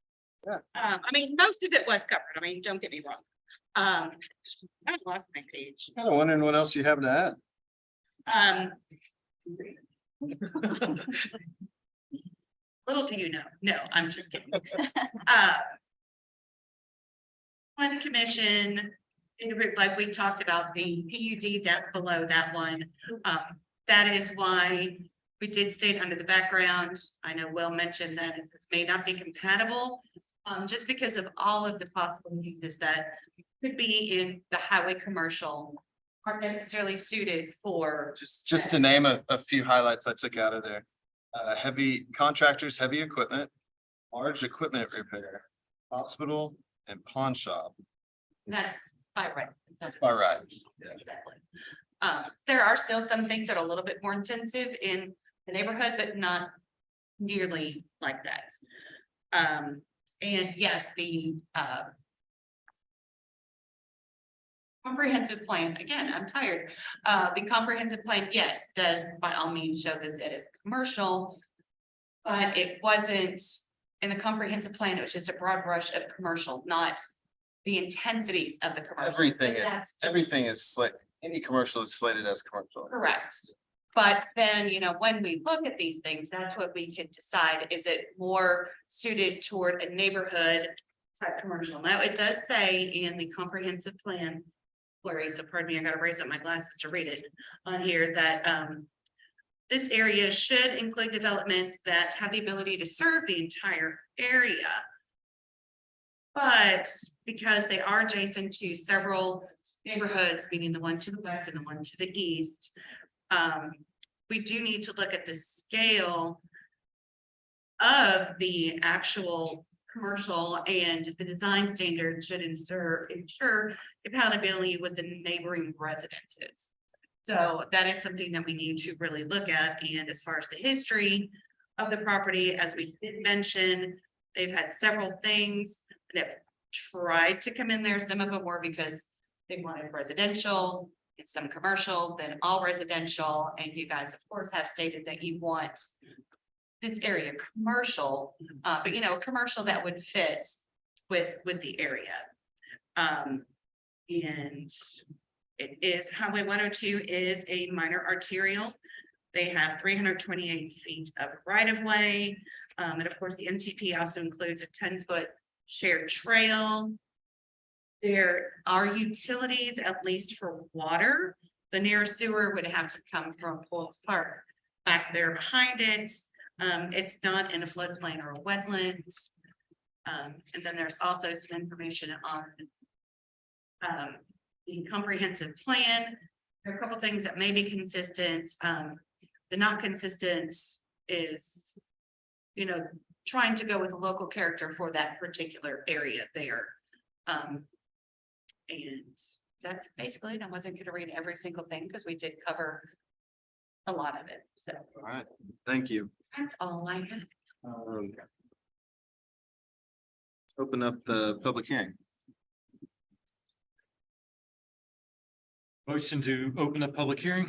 Thank you. All right, the public hearing is open for rezone 2228. So if there's members from the public, Mr. Aluminum spacesuit. Don't sit back here. I don't I'm Bill Edwards, live at 261 Sun Meadow Drive. I just wanted to add a couple things. I know you did get an email from someone who tried to develop this, less than a half mile. I just wanted to reemphasize that. Because when we had that public hearing, we had a lot of public here. I'm surprised there's not a lot of public here for this one, but irregardless. I just didn't want us to set a precedent. We just, like I said, just did the same, we denied the same exact thing less than a year ago down there. So I just wanted to reemphasize that. Also, the road, I mean, I know that they talk about traffic. There is no immediate plans to widen that. That RDOT is allowed, but we might be doing some negotiation to maybe work with RDOT to widen that. But right now, there's nothing happening. I just wanted to reemphasize what happened. Thank you. Anyone else? Yes, sir. I knew you wanted to come talk. I could see it. My name is Chris Mooney. My wife and I bought the Anderson's home place. Which To the north? is directly to the south of this proposed and to the north of the 20 acres that were approved for C3, right? Yes, sir. Yeah. And we bought it in July. I actually, when the C3 development, the 20 acres was proposed, I went to his boss for consultation, wrote him a check. He suggested that it was a pretty nice development and we agreed, and I didn't even show up for that one. This is pretty ugly. This is a really ugly looking development. I sit right there with a fairly modern farm home on 5 acres. Directly to the north of them is another single family home. The Tuscany folks, those are $750,000 $1 million houses. Those were some of the original ones built along there. The wall's this tall. They want to have lights on at 10 o'clock at night. Would you like lights on in your 5 acres of lights in your backyard at 10 o'clock at night? Well, would it have impact on your value? It surely will have an impact on mine. And surely will have an impact, negative impact on the people in the house on the north side. So on the back side, half of those are lots that are developed but not built on yet. You think the builder's going to be negatively impacted? Sale price of his houses that he wants to put there at some point by having this development there? I think the answer is yes. And the couple of houses that do back up to it, the same thing. You're going to devalue people's property. Questions for me? We really like Centerton. It's been a real blessing for us. We've got a grandchild, very young when it comes to our house every day, that lives in custody. We really want this place to continue to do well. And I don't think this is the type of commercial development that should be going along that strip. And you agreed last year. So like happy to answer some questions. By the way, his boss won't respond to me. I don't know that we can help you with that. Yeah, well, I got this. All right, is there anybody else that would like to speak on this? All right, I would entertain a motion to close the public hearing. Motion to close the public hearing? Second. Motion is second, public hearing is closed. Is there any discussion on this one? I think we've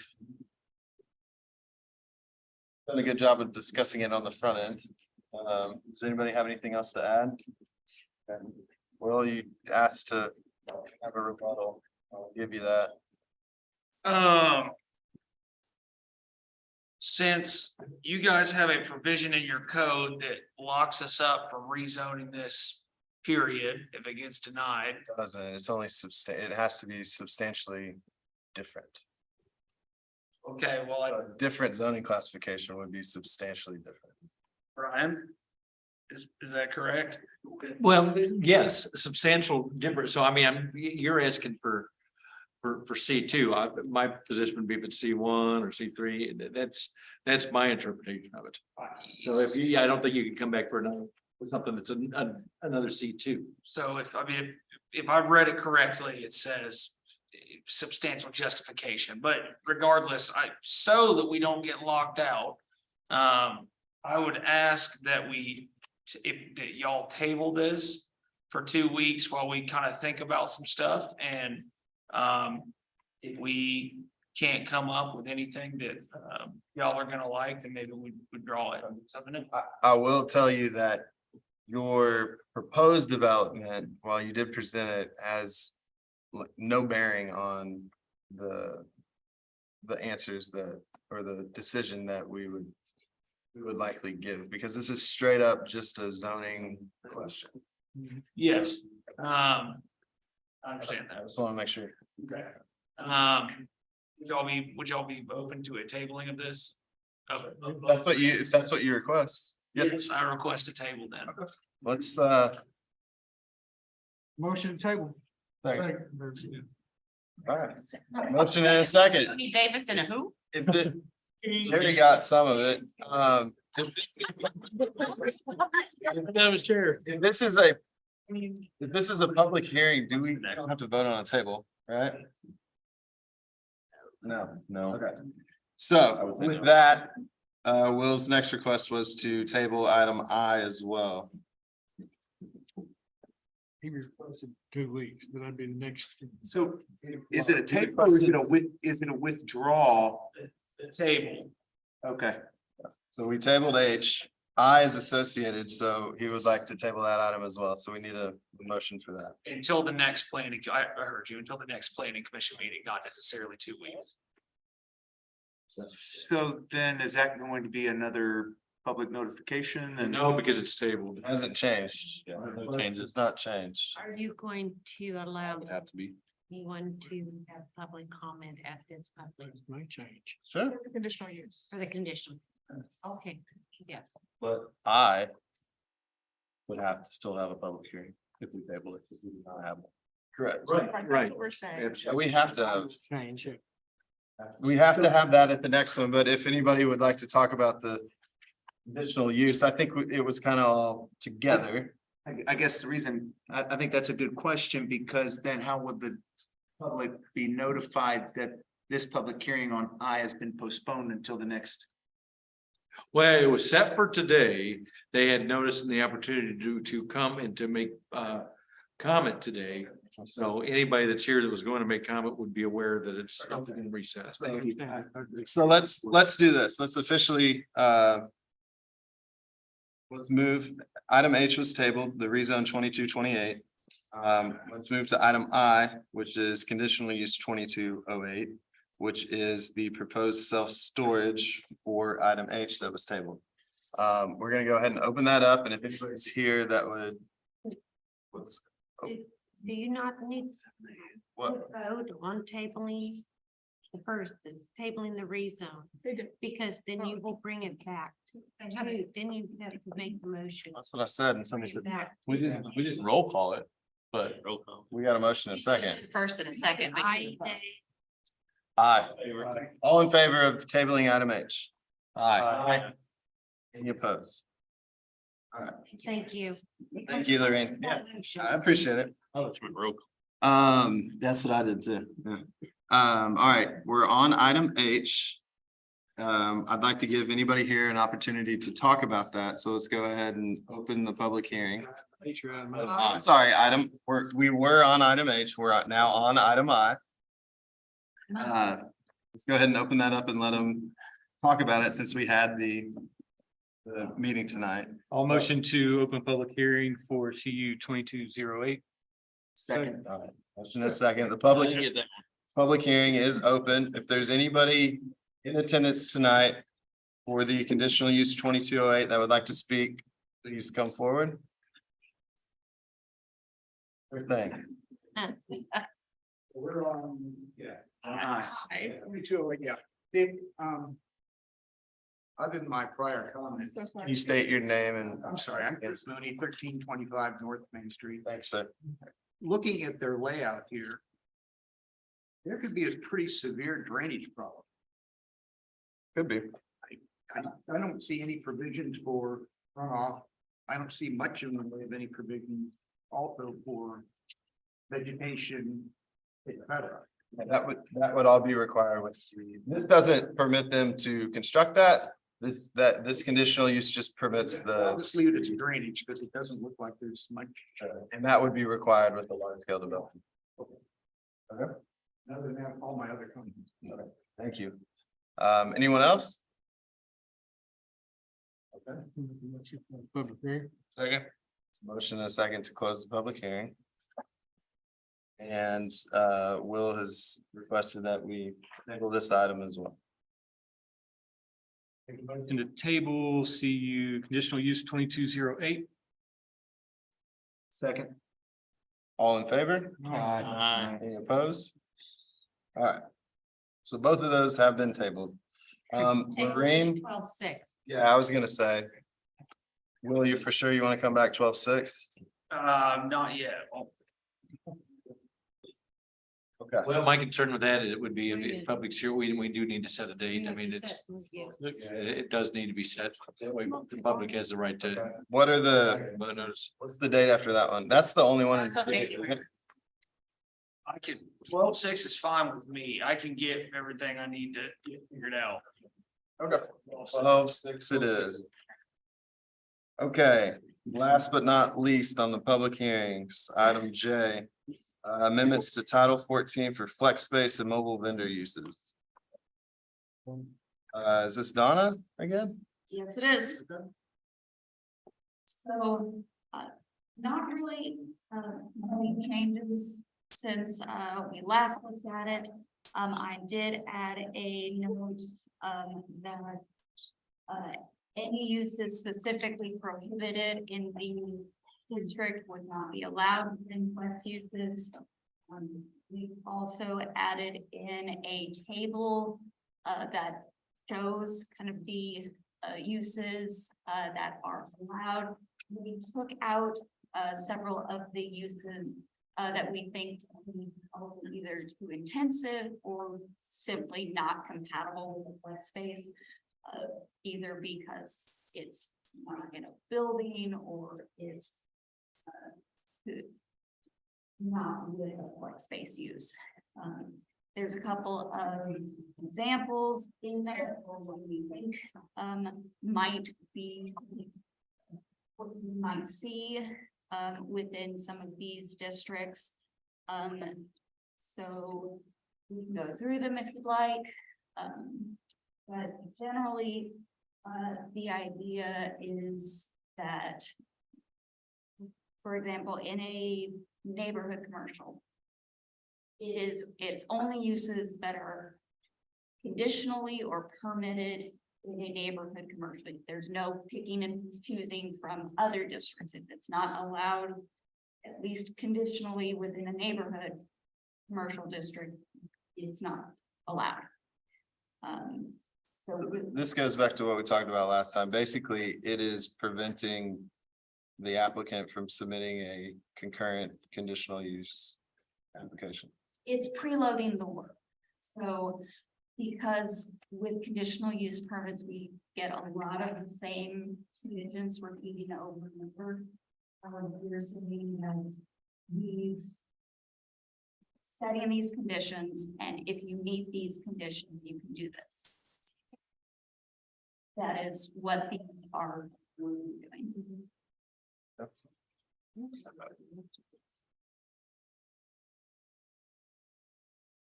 So Will, you were here the first time when we talked about this, you kind of walked us through it. I got a question for you. Since you're well versed in our C2 versus C3. Is that the end goal that a developer, somebody that's wanting to get into this flex space. Is that what they're looking for? Is that the help?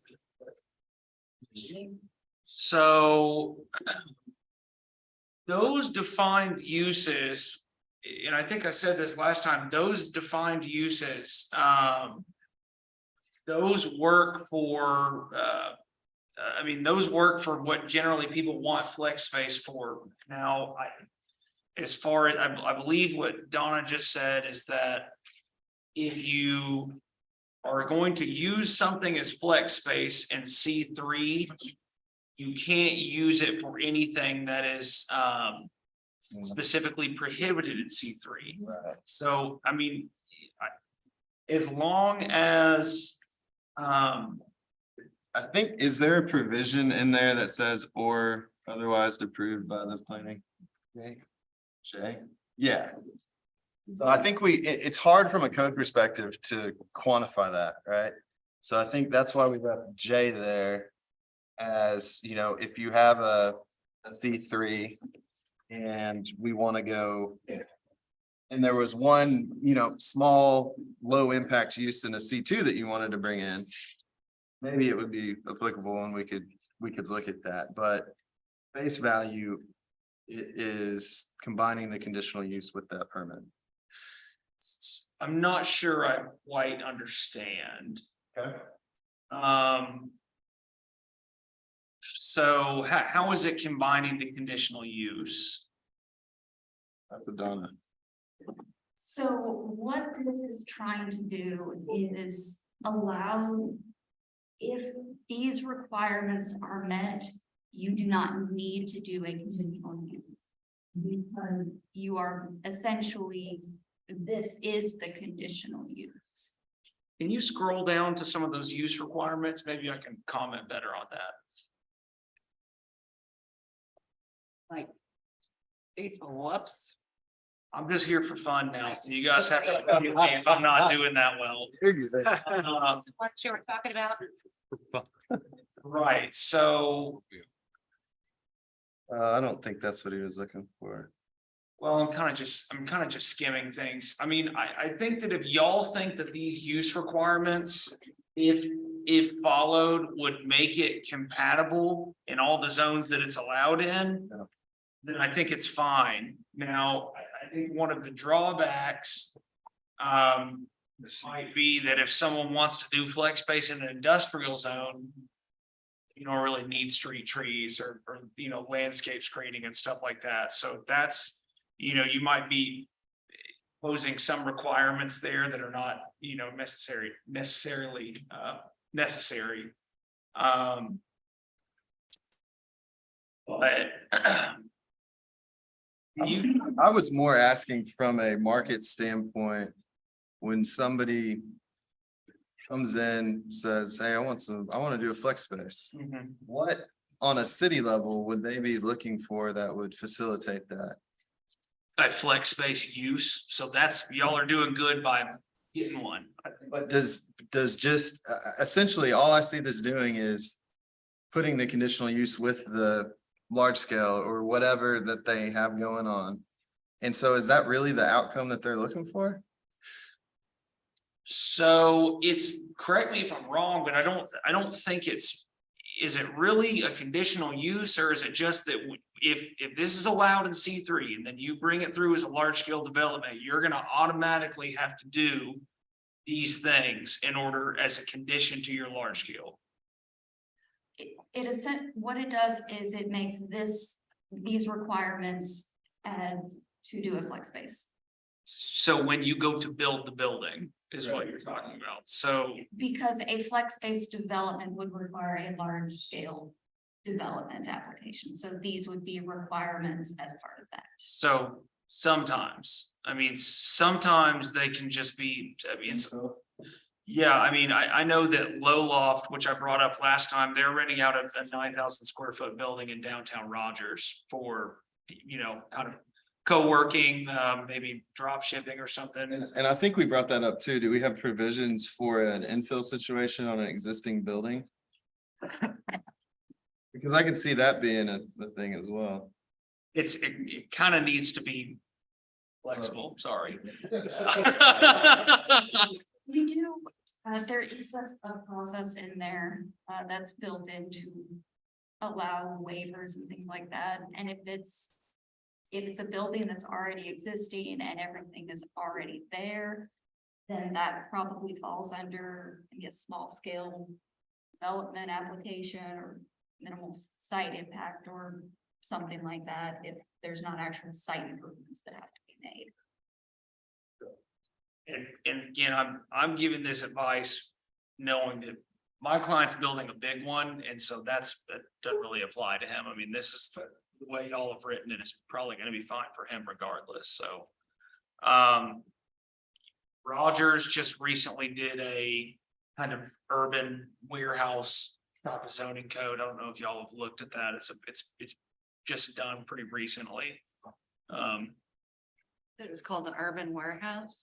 That's not the name of it. It's, Come on, Will. Urban flex space. I can email. Oh, we can find it. If you'll shoot me an email, I can find it for you. That'd be great, thank you.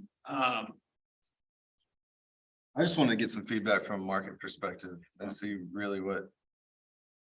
I mean, I can see some situations where someone would want to do flex space and this would maybe be overkill. Yeah. And I can certainly see situations where people want to do flex space where you would definitely need this stuff. So what I think we want to throw it out there, try, and I think we're always open to pivoting and adjusting based on what we see, but right now we don't see anything because we don't even have it. Okay. But, yeah. I mean, I see it doing nothing other than allowing the conditional uses on a piece of property by right. That is essentially what it is designed to do at this time, yeah. As long as they meet. Right, it's The following criteria. Yes. Or approved by the planning director. Item J. Right, I think. I like that. Language. Planning commission. I mean, there's gonna be similar, maybe we need similar uses, other similar uses or something. Something a little more broad. Things, it's like you can't put everything. No, I understand. That's why we had that. Yeah, no, I like that. Okay, Whatever that you're comfortable with. I like it. I want to leave it open and again, not to steal Will's thunder, but flexible. If I have any questions, it's coming to you all. I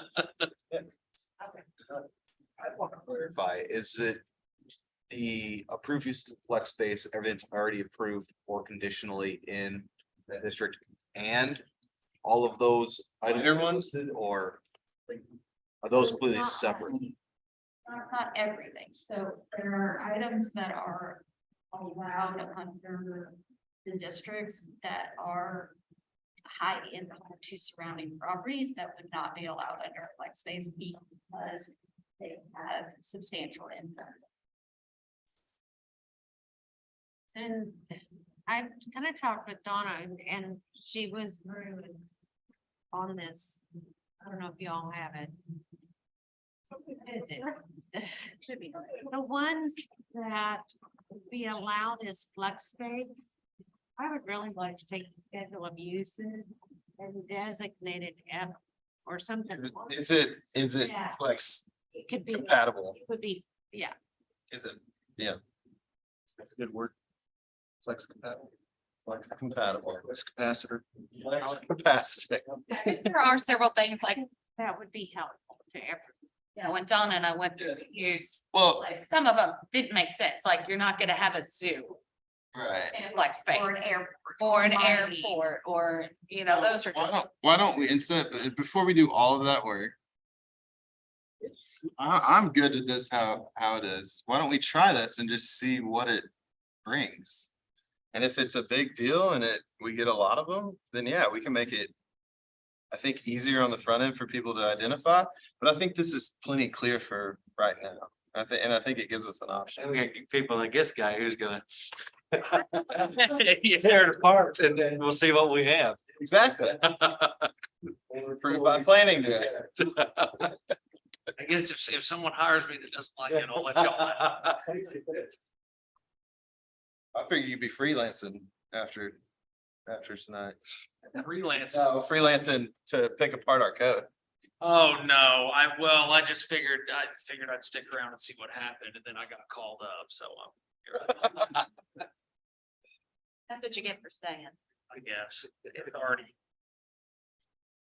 Yeah.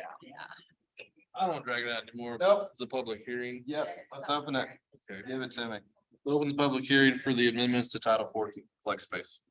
Second. Thank you. All right, so the public hearing for the amendments to Title 14 is open. Is there anybody that would like to speak on this? Second, sorry. Can I get who? I don't know. I did. Ben did. Second. One second. Last call, speaking on item J. All right, Close it. Second. we got a motion and a second to close the public hearing. Donna, what sort of, we need to recommend this to council? Yes, because it's a code change, so council will need to approve it. Got it. Ready for a motion? Who did the first and second for the closing of the public hearing? Same people? Same. I'll even recommend it to council. Wait for that. Second. Or I'll get punched. All right, so this is a public hearing. Let's do a roll call vote on this, please. Roll call. Jesus. Okay. Devin Murphy, Yep. Greg Langford, Yes. Tony Davis. Brian Swoboda, Yes. Gary Harris. Yes. Jim Lewis, Yes. Joey Engel. Yes. All right, that one has been approved to be recommended to council. Alan, I heard other business item A. I heard you got no feedback. Yeah, I've sent this out to 50 different email addresses for builders, developers, contractors, Nobody gave you anything. engineers. Yeah, I've received zero feedback. I gave you the most feedback. Council after that meeting, got no additional feedback after that. So unless any of you guys have anything else to add now, it's not gonna be any changes going into public hearing in December. Is it the first? It'll be the 6th, yeah. So then we'd go through and then would again recommend to council stuff for the 13th. 13th though. Then it could be in effect for every new subdivision that start or developments that come in next year. Okay.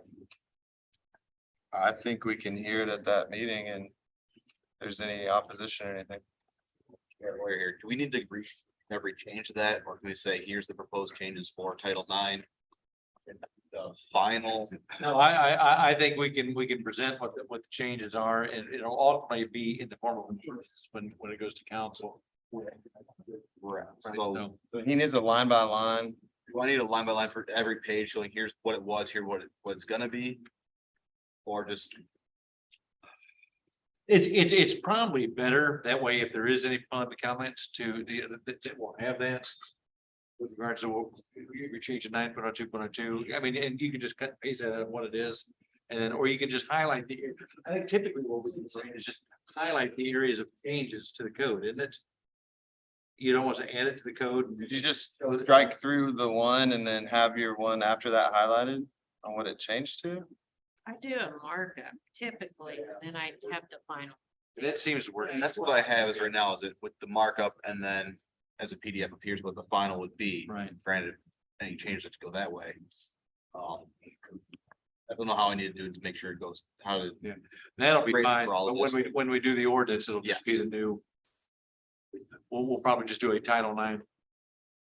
Whole thing? Well, it's because it's kind of all over the place, yeah, so it's. All of Title IX, all of Title 16 and the entire drainage manual, drainage manual, section 1, 2. Break down that way. That was set up. All right, is that? Oh, yeah, Okay. the update was there is no update. Awesome. All right, announcements. Next PC meeting 12/6 at 6, council meetings 12/13 at 6, tech reviews 12/15 at 2. And there is a planning commission, council and planning department work session that everybody has been requested to attend on January 24th. What day is that? Does anybody know? Tuesday? The fourth Tuesday, 2023 at 6 p.m. We would appreciate everybody being there. We have a tech review 11/17. All right. Any other announcements from staff? Going once, going twice. I see none. I'm ready for a motion to. Move. He's always on. Got one.